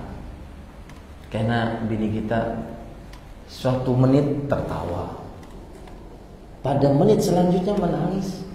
Sabar. Mungkin sedang capek, sedang sedih. sedang teringat orang tua. Mereka itu kan tawanan di dalam naungan kita, tawanan. Tidak boleh keluar satu langkah dari rumah kita, nggak boleh keluar. Ya, tidak boleh keluar kecuali dengan izin suami. Meskipun di depan rumah ada bapaknya yang manggil, nggak boleh keluar. Kalau suaminya tidak mengizinkan. Nah, kembali kita ke permasalahan tadi. Kemudian juga para ikhwan yang dirahmati oleh Allah Subhanahu wa taala, dalil yang lain surat Al-Falaq yang saya sebutkan tadi. Wa min syarrin naffatsati fil 'uqad. Dan aku berlindung dari keburukan wanita-wanita tukang sihir yang meniup pada buhul-buhul. Kata Imam Ibnu Qudamah yang bermadzhab Hambali dalam kitab Al-Mughni, walaula anna as-sihra lahu haqiqah lama amara Allah bil isti'anati min. Kalau sihir itu tidak mempunyai pengaruh yang nyata, kita tidak mungkin diperintahkan untuk minta perlindungan kepada Allah dari sihir. Karena ada pengaruh nyatanya, bujuran ada, memang kita diperintahkan untuk minta perlindungan. Adapun dalil dari hadis Rasul sallallahu alaihi wasallam, yaitu hadis riwayat Bukhari dari Aisyah radhiyallahu anha menceritakan tentang Nabi Muhammad sallallahu alaihi wasallam disihir. Ini menunjukkan bahwa sihir memang benar adanya, ada pengaruhnya. Aisyah radhiyallahu anha bercerita, "Suhiran Nabiyyu sallallahu alaihi wa ala alihi wasallam hatta innahu la yukhayyalu ilaihi annahu yaf'alu syai' wa ma fa'ala. Hatta idza kana dzata yawmin wa huwa 'indi da'a Allah wa da'ahu thumma qala." Ini perhatikan baik-baik. Terutama yang mungkin keluarganya, na'udzubillah ya, keluarganya ada yang kena sihir. Perhatikan hadis ini baik-baik. Banyak sekali pelajaran di dalam itu. Nabi Muhammad SAW disihir. Pelajarannya adalah sekelas derajat yang tinggi dimiliki oleh Rasulullah SAW tetap kena sihir. Bukan berarti beliau lalai, tetapi itu ujian. Makanya jangan heran kadang-kadang penghafal Quran, imam di masjid Bandara As-Salam, sidin jua muadzin, sidin jua iqamah, sidin jua imam dan makmumnya karena kerja jamaahnya, sidin ahli hafal Quran, sidin berbakti orang tua, orang soleh pokoknya. Tapi kena sihir. Itu berarti bukan berarti dia ahli maksiat, tetapi apa? Ujian untuk meningkatkan derajatnya. Dan ini pesan ya, bahwa kadang manusia itu dilihat dari sisi amalnya tidak sama. Jadi gini, kadang manusia itu ditakdirkan oleh Allah sampai surganya di sini, tingkatan surga dia itu di sini. Tapi kalau dilihat dari sisi amalnya nggak sampai. Dengan apa Allah menaikkan dia dari sini ke sini? Dengan ujian-ujian. Nah itu ada hadis. Ini para ikhwan yang dirahmati oleh Allah. Itu pelajaran. Sampai dihayalkan kepada beliau. Ini menunjukkan bahwa sihir yang beliau terkena adalah sihir hayalan. Dan sihir hayalan yang sangat tinggi. Karena para nabi diuji dengan ujian yang paling berat dari manusia seluruhnya. Asyaddun nasi banaan al-anbiya thumma al-amsal fal-amsal. Manusia yang paling berat ujiannya adalah para nabi, kemudian orang-orang setelahnya, kemudian orang-orang setelahnya. Apa hayalannya? Beliau dihayalkan, beliau akan mengerjakan sesuatu, tetapi dihayalkan sepertinya sudah, akhirnya tidak jadi. Dan itu kan berbahaya kalau seandainya beliau sedang menggilir istrinya. Ketika sudah syahwat memuncak, ingin menggauli istri A, kemudian dihayalkan kepada beliau, sepertinya sudah, akhirnya tidak jadi. Ke istri B, begitu juga dihayalkan, akhirnya akan menyiksa beliau. Ya, akhirnya apa yang terjadi? Dan waktu itu kata Aisyah, beliau sedang menggilir aku, lalu beliau berdoa kepada Allah. Maka yang kena sihir berdoalah kepada Allah Subhanahu wa taala. Karena Allah Subhanahu wa taala tidak akan menyia-nyiakan orang yang mengangkat tangan kepada Allah Subhanahu wa taala. Lalu setelah itu apa yang terjadi? Para ikhwan dirahmati oleh Allah Subhanahu wa taala. Beliau tidur. Setelah berdoa beliau tidur. Lalu datang dua malaikat. Dua malaikat ini, satu di sisi kepala, satu di sisi kaki. Yang satu bertanya, ma waj'ur rajul? Orang ini sakit apa? Yang satu menjawab, matbub. Mim, ta, ba, waw, ba. Matbub. Maksudnya terkena sihir. Jangan diberi nama anak dengan matbub. Itu kena sihir nanti. Ya. Kena sihir. Wa man tabbahu? Yang ini bertanya lagi, siapa yang mensihir dia? Yang ini menjawab, Labid bin Al-A'sam Al-Yahudi bin Bani Zuraid.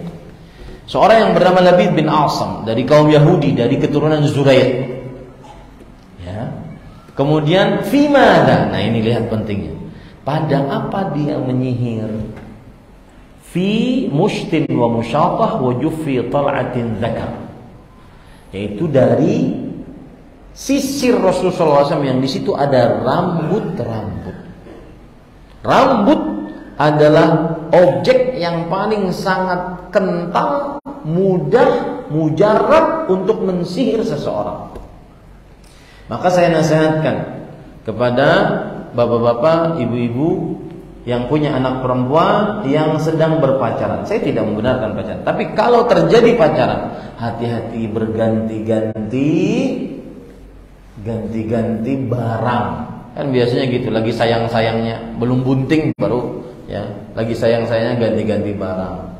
Hadiah-hadiah. Apa yang dipakai maka dipakai oleh pacarnya dan seterusnya. Apalagi ada rambutnya. Ya, maka para ikhwan yang dirahmati oleh Allah Subhanahu wa taala, di mana diletakkan? Di dalam pelepah kurma, kemudian dimasukkan. Lalu diletakkan di mana? Fi bi'ri Dzi Arwan. Di sumur namanya Dzi Arwan. Bangunlah Rasulullah SAW.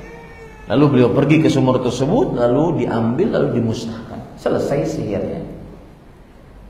Nah, ini menunjukkan bahwa sihir itu memang benar adanya.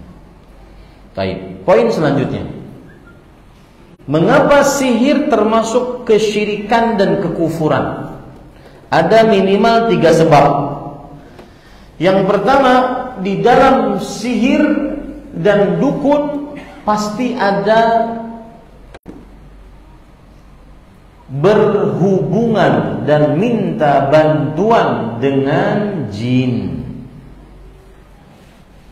Ya, sebagaimana disebutkan oleh Allah dalam surah Al-Baqarah ayat 102. Walakinna syayatina kafaru yu'allimuna an-nasa as-sihra. Tapi manusia, para syaitanlah yang kafir yang mengajari manusia perbuatan sihir. Pasti minta bantuan kepada jin. Ini sekali lagi adalah tukang sihir yang asli. Minta bantuan kepada jin. Kalau palsu, jangankan minta bantuan kepada jin, bertamu aja buka. Tidak berani dia.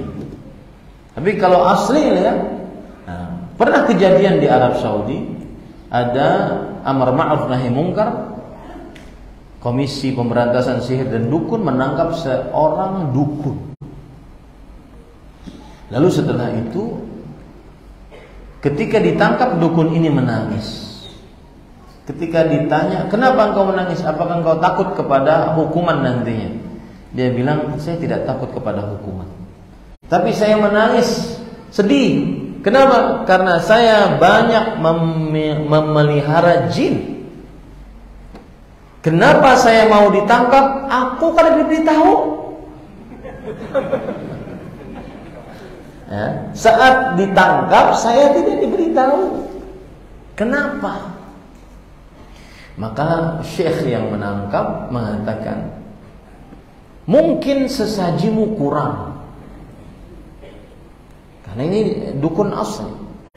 Maka dia mengatakan, tidak, saya punya perawan di rumah. Perawan, kalau dalam dunia sihir dan dukun itu seks bebas, itu sudah lewat masanya. Mereka tidak untuk itu lagi perawan. Tetapi setiap kali perawan ini haid, diambil darahnya, kemudian dia mengabdi kepada syaitan dengan cara menuliskan ayat-ayat kursi dengan darah haid. Nah, ini contoh ya, orang yang minta bantuan kepada jin. Adapun yang palsu maka tidak akan seperti itu. Paling pura-pura. Tapi baik yang asli ataupun yang palsu tujuannya sama, duit. Ujung-ujungnya duit. Seperti misalkan nenek moyang para tukang sihir, yaitu tukang sihirnya Fir'aun.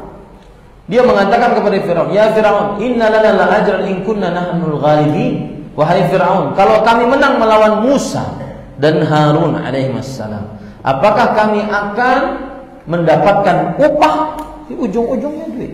Sihir atau perdukunan pasti ujung-ujungnya apa? Duit. Berdasarkan ayat tadi. Nah, kalau dukun palsu, mereka hanya memalsukan saja. Contoh misalkan, ketika ada seorang istri bingung suaminya nggak pulang-pulang,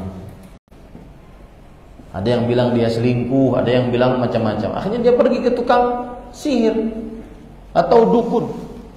Kemudian setiap pasien yang datang, tukang sihir atau dukun ini pasti tidak mau dibiarkan pasiennya lewat begitu saja. Oh, saya tahu di mana suamimu berada, padahal dia nggak tahu. Ya, tapi saya perlu hewan untuk dikurbankan. Maka silahkan datangkan hewan tersebut. Apa hewannya? Tikus. Oh, di rumah banyak, nyaman. Tapi ini bukan sembarang tikus. Tikus yatim.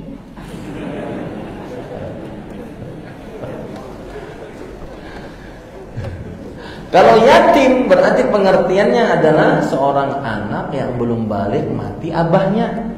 Itu kan yatim. Berarti kalau tikus yatim, kita harus tahu abah mamanya kapan nikah, kemudian umur ini berapa tikusnya. Nah, itu sebenarnya adalah permintaan ta'jizi, yaitu pelemahan.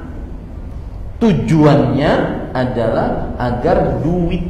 Nah, kalau pian tidak bisa tikus yatim, maka kalau begitu hewan lain ada apa? Apa itu? Warik. Warik buta. Ngalih mencarinya.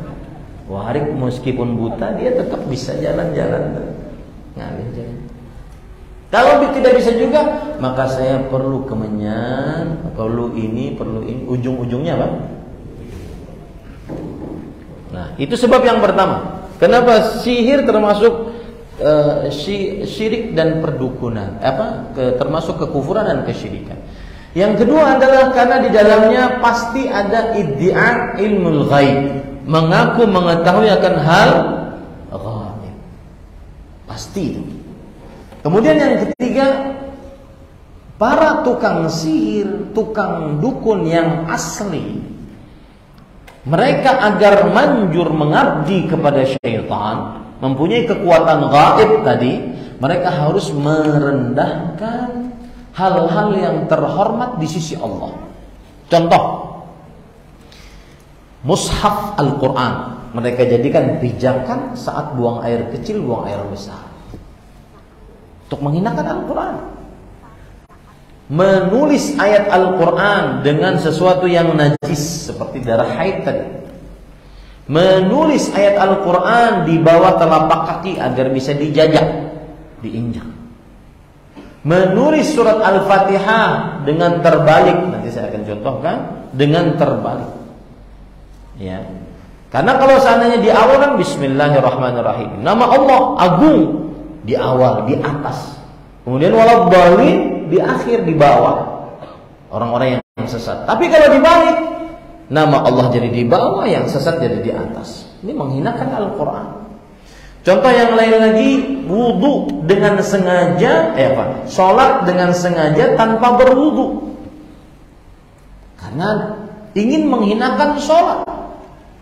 Karena Rasulullah SAW bersabda, la salata idza ahdatha hatta yatawadda. Tidak sah sholat jika seseorang berhadas sampai dia berwudu. Kemudian para ikhwah, selanjutnya juga menyembelih hewan yang saya contohkan tadi. Kemudian juga diantaranya memberikan, meminta sesuatu bekas yang dipakai oleh si pasien ataupun objek yang ingin disihir atau ingin didukun. Ini termasuk daripada menghinakan syariat-syariat Islam. Baik. Pada ikhwah yang dirahmati oleh Allah Subhanahu wa taala, poin sebelum terakhir, tanda-tanda tukang sihir dan dukun. Yang pertama, bertanya kepada pasien nama pasien dan nama ibu pasien.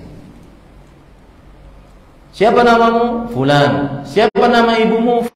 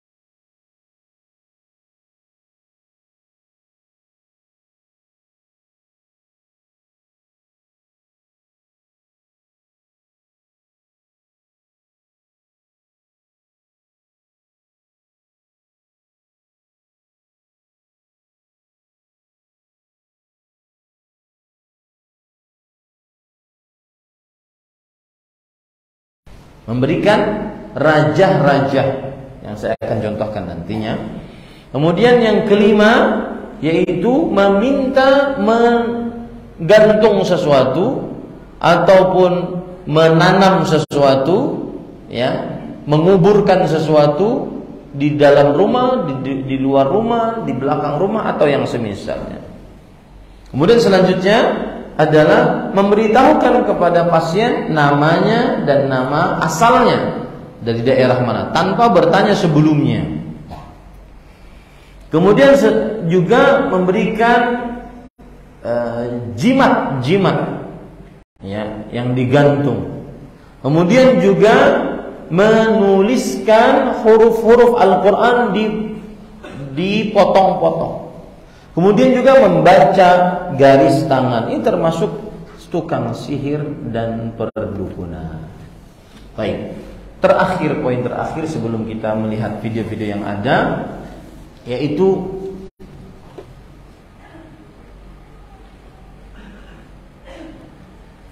apa kiat atau tindakan preventif sehingga tidak terkena sihir dengan izin Allah Subhanahu wa taala. Yang pertama, tindakan preventif adalah tadi yang sudah saya sebutkan, sering-sering membaca surat Al-Baqarah. Dan amalkan ini para ikhwan, amalkan. Ya, tidak bisa sejam hatam surat Al-Baqarah, mungkin sehari 2 hari. Amalkan. Akan ada perubahan yang begitu signifikan dalam kehidupan seseorang. Karena Rasulullah SAW tidak pernah bohong. Ya, akhdhuha barakah. Membacanya adalah mendatangkan keberkahan.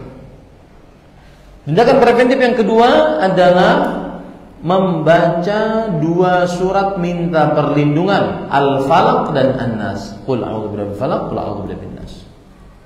Boleh ditambah dengan membaca surat Al-Ikhlas, Qul huwallahu ahad. Boleh ditambah dengan membaca surat Al-Kafirun, Qul ya ayyuhal kafirun. 4 qul. Ya. Rasulullah sallallahu alaihi wasallam bersabda dalam hadis riwayat Imam Malik dalam kitabnya Muwatta, "Ma ta'awwadha muta'awwidhun bimithlihinna." Tidaklah seseorang minta perlindungan dengan perlindungan yang sangat kokoh seperti seseorang membaca surat Al-Kafirun, Al-Ikhlas, Al-Falaq, An-Nas. Ini sudah berapa ini?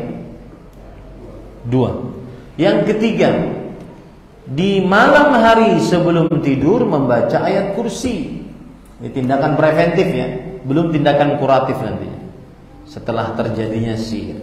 Yang keempat, di malam hari juga membaca 2 ayat terakhir dari surat Al-Baqarah.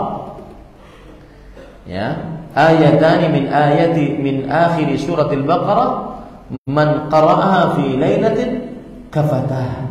Dua ayat dari surah Al-Baqarah, dari dua ayat terakhir dari surah Al-Baqarah, siapa yang membacanya di dalam sebuah malam, Allah akan mencukupkan orang tersebut dengan dua ayat tersebut. Arti mencukupkan, dicukupkan dari gangguan syaitan, dicukupkan dari gangguan sihir dan seterusnya. Sudah berapa ini? 4. Hah? 4. Yang kelima, yaitu seseorang membaca zikir pagi dan sore, karena di dalamnya terdapat permintaan perlindungan dari gangguan-gangguan, seperti a'udzu bikalimatillahi tammat min syarri ma khalaq, atau bismillahilladzi la yadurru ma'asmihi syai'un fil ardi wala fis sama' wa huwas samiul alim. Siapa yang membacanya lam tusibhu faj'atu bala. Siapa yang membacanya tidak akan terkena bala yang mendadak, musibah yang mendadak tidak akan terkena. Siapa yang membacanya lam yadurruhu syai'un hatta yarhala min manzilihi dzalik. Siapa yang membacanya dan dia singgah di sebuah tempat, maka tidak akan ada sesuatu apapun yang bisa membahayakannya sampai dia pindah dari tempat tersebut. Nah, ini para ikhwan yang dirahmati oleh Allah Subhanahu wa taala. Kemudian yang selanjutnya adalah mendirikan sholat. Ini termasuk daripada penjagaan dari Allah. Rasulullah SAW bersabda, "Man hafaza 'alaiha kanat lahu nuran wa burhanan wa najatan yaumil qiyamah." Siapa yang selalu menjaga sholat, maka dia akan mendapatkan cahaya, petunjuk dan keselamatan. Ya, ini tindakan-tindakan preventif. Termasuk di dalamnya juga yang selanjutnya adalah membaca doa keluar rumah. Apa doa keluar rumah? Bismillah tawakkaltu 'ala Allah la haula wala quwata illa billah. Kata Rasul sallallahu alaihi wasallam, siapa yang membacanya faqad hudiya wa kufiya wa wuqiya. Siapa yang membacanya dia akan diberi petunjuk, dijaga, dicukupkan oleh Allah Subhanahu wa taala. Nah, tadi cerita dukun tadi yang saya ceritakan, ditangkap tadi, yang dia nangis tadi, yang dikatakan oleh Syekh dia punya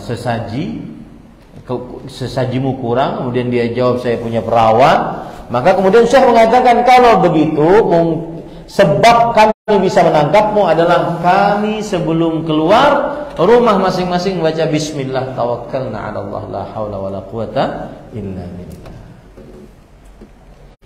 Ini para ikhwan yang dirahmati oleh Allah Subhanahu wa taala. Adapun tindakan kuratif kalau sudah terjadi kesyirikan, maka yang paling utama adalah berdoa.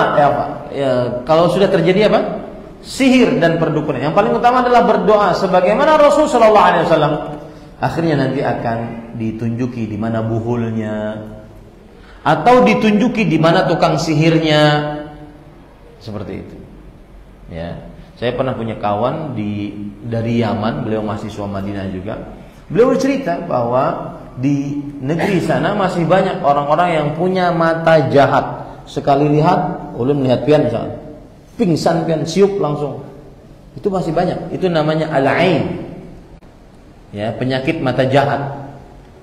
Dan itu obatnya adalah harus mengambil bagian dari ulun, kemudian diwudukan atau dimandikan. Nah, pernah kejadian ini bayi dari mulai beberapa kali, dari mulai kecil sampai umur 5 tahun nangis terus. Kerjaannya cuma nangis. Kemudian setelah itu ada nenek-nenek tetangganya meninggal, baru berhenti nangis. Ternyata si nenek itulah yang mengaini, memberikan mata jahat, pengaruh jahat kepada si bayi tersebut. Maka hati-hati, termasuk tindakan kuratif atau preventif juga bisa adalah sering-sering mendoakan, mintakan perlindungan untuk anak. Untuk anak. Seperti misalkan Nabi Ibrahim alaihissalam dan Nabi Muhammad sallallahu alaihi wasallam, "A'udzukuma bikalimatillahi tammat min syarri ma U'idukuma bi kalimatillahi tammat min kulli syai'in min kulli 'ainin lam wa min kulli apa? Min kulli ainin lama wa min kulli ainin lama gitu ya. Bunyinya seperti itu. Aku lindungkan engkau wahai anakku Hasan dan Husain dengan kalimat-kalimat Allah yang sempurna. Min kulli syaitanin wahamah wa min kulli ainin lama. Dari syaitan, ya, dari keburukan syaitan, kemudian dari hama, yaitu dari syaitan perempuan, wa min kulli ainin lama, dari mata yang buruk. Dari mata yang buruk. Nah, ini beberapa. Kemudian kalau kuratif juga adalah di ruqyah. Ruqyah yang paling istimewa adalah Al-Fatihah. Al-Fatihah. Wa ma adraka ma anha ruqyah. Tahukah engkau bahwasanya dia adalah ruqyah? Nah, ini para ikhwan yang dirahmati oleh Allah Subhanahu wa taala. Baik, kita akan lihat beberapa video yang mungkin bisa menjadi wawasan bagi kita tentang sihir. Masih ada waktu insyaallah.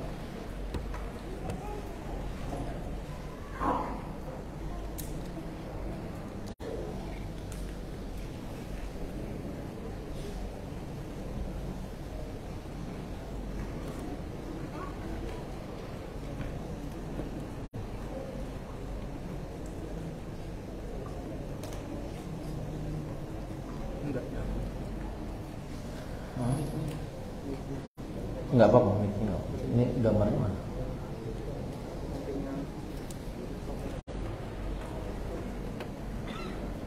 Sudah? Oh, lagi.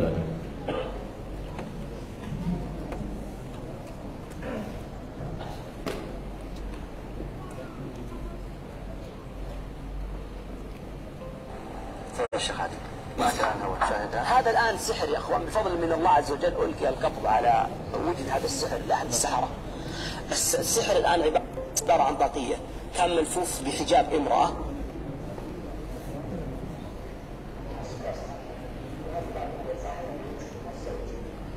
Baik, perhatikan baik-baik, saya ulangi ini. Ini adalah buhul. Ya, ini adalah buhul. Buhul ini, lihat ya, saya akan cut ya. Lihat ini apa? Peci. Ya, ini peci. Maka hati-hati bekas-bekas kita, ya, yang mungkin dihadiahkan ke orang ataupun orang menghadiahkan ke kita. Pokoknya yang terkena, yang biasa dipakai. Makanya saya katakan tadi kan tanda tukang sihir dukun adalah yang mereka ini mensihir melalui bekas yang dipakai oleh si pasien. Nah, ini adalah mohon maaf ibu-ibu, ini adalah pembalut perempuan. Karena tadi dia menulis ayat kursi dengan darah haid. Ya, menulis ayat kursi dengan darah haid.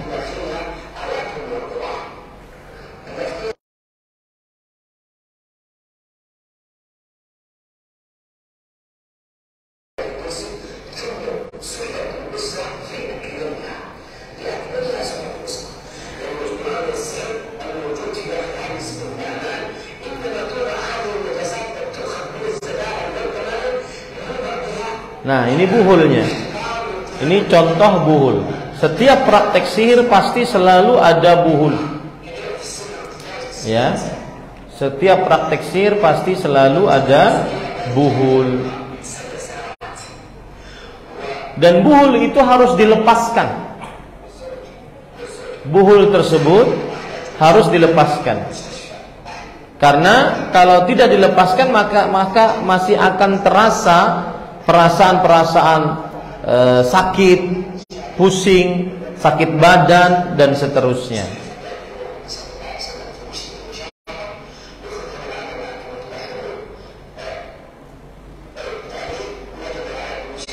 Dan ini harus dilepaskan. Saya punya pengalaman tersendiri, mungkin dimatikan tuh.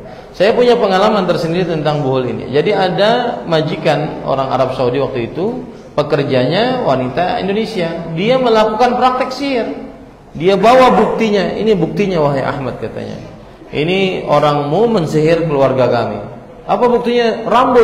Rambutnya diikat kecil-kecil. Maka saya berusaha ini langsung. Saya berusaha untuk membuka buhul-buhul yang rambut itu. Saya bacakan Al-Fatihah. Maka demi Allah dia langsung terbuka mudah gitu. Al-Fatihah. Kemudian Al-Ikhlas, Al-Falaq, An-Nas, dia mudah terbuka. Ini adalah gambaran sihir untuk satu keluarga. Ini kan jahat sekali. Tukang sihir memang paling jahat. Makanya kita berlindung kepada Allah dari keburukan mereka.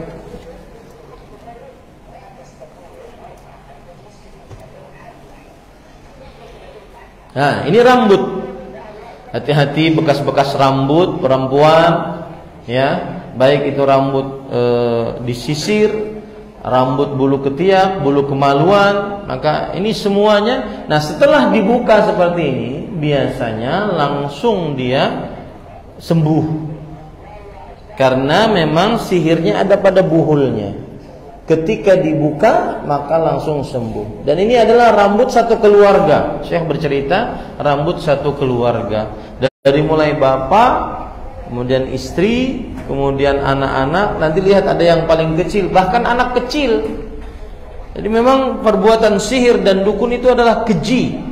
Makanya dalam agama Islam disyariatkan untuk dibunuh. Nah, ini yang saya katakan tadi adalah tulisan di kertas, yaitu tulisan dengan darah haid, ayat kursinya.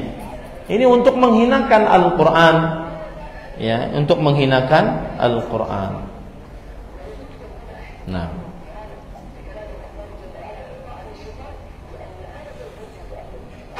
kenapa ayat kursi para ikhwah? Ayat kursi itu kan tidaklah ada orang yang membacanya di suatu malam, la yazalu alaihi minallahi hafidh wa la yaqrabuhu syaitan hatta yusbih.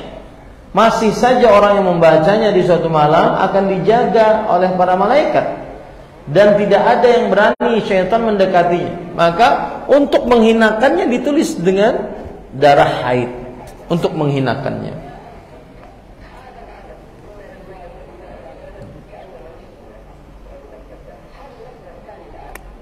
Ini tokek, binatang tokek yang sudah difermentasikan,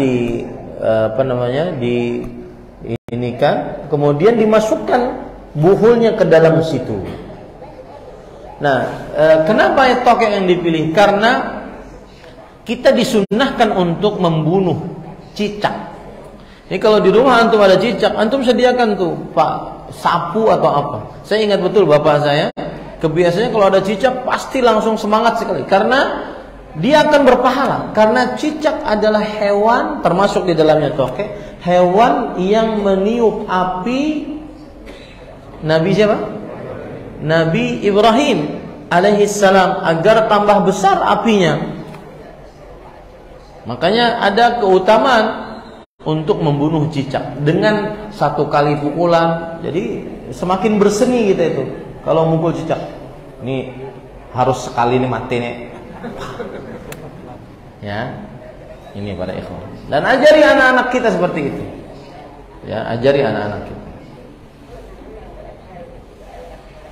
Nah, ini ramuan-ramuan yang dimasukkan di dalam badan atau tubuh tokek tadi, itu ramuan-ramuan yang membuat akhirnya si objek yang ingin disihir menjadi sakit, pusing, ya, dan seterusnya. Kemudian ini contoh yang kedua. Nah, ini adalah gambaran yang saya sudah sebut tadi. Setiap sihir pasti ada buhulnya. Dan buhulnya pasti disimpan di tempat yang sulit untuk dijamah. Pasti disimpan di tempat yang sulit untuk dijamah. Di antaranya ini. Nah, kemudian lihat ini. Ya, saya berhentikan dulu. Di antaranya ini di rumah yang sudah tidak dihuni oleh orang. Atau kadang-kadang di pekuburan lama yang sudah tidak digunakan lagi. Dan kemudian lihat dia pakai kertas, apa itu namanya? Ya, ibu-ibu tahu kata siapa ini? Aluminium foil. Aluminium foil. Tujuannya adalah agar tidak cepat rusak. Persis seperti yang terjadi di zaman Rasul sallallahu alaihi wasallam. Dimasukkan ke dalam sebuah pelepah kurma sehingga tidak cepat rusak. Ma asbahal lailu bil barihah, kata orang Arab.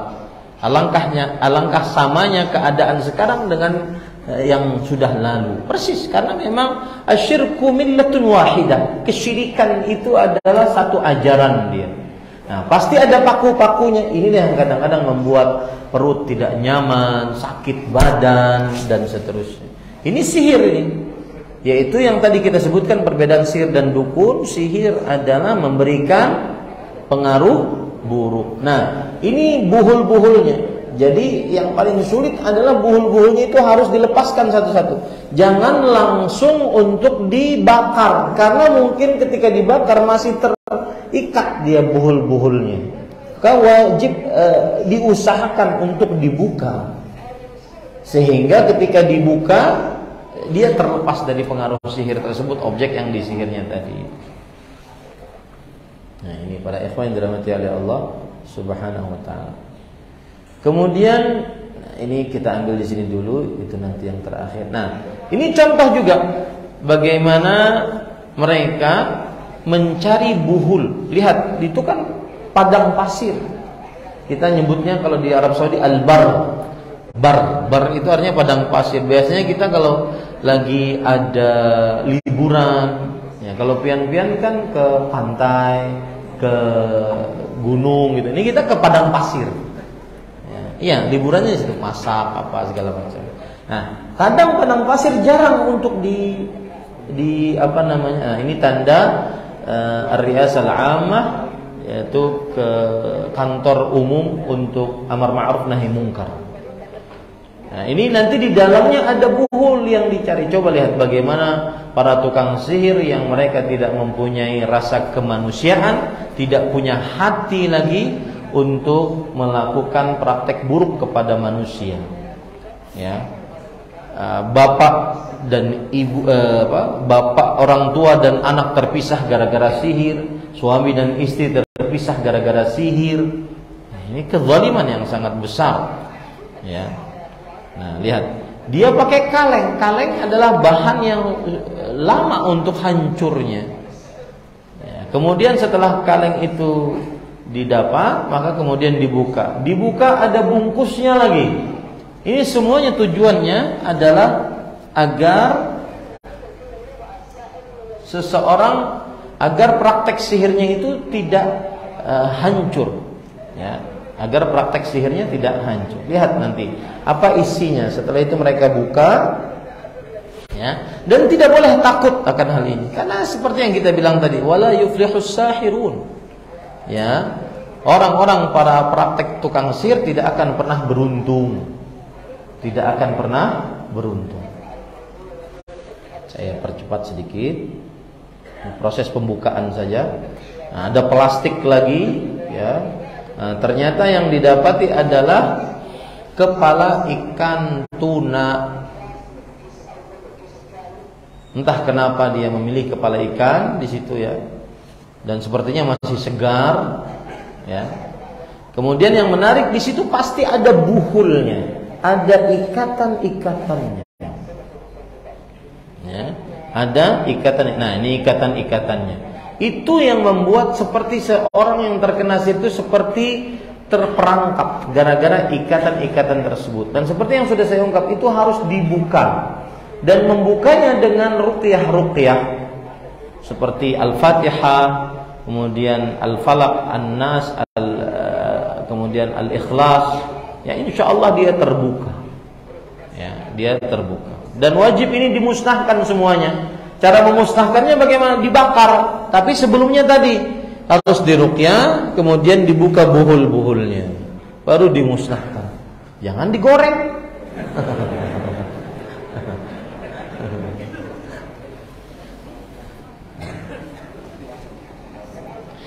Nah, ini para ikhwan yang dirahmati oleh Allah Subhanahu wa taala. Nanti di dalam sini ada praktek sihirnya, ada buhulnya itu. Ya. Jadi tidak sia-sia. Kalau ada yang bertanya, Ustaz, ini tahunya dari mana ya Ustaz? Kan ada dukun yang tertangkap, kemudian dia mengaku ketika diinterogasi. Kita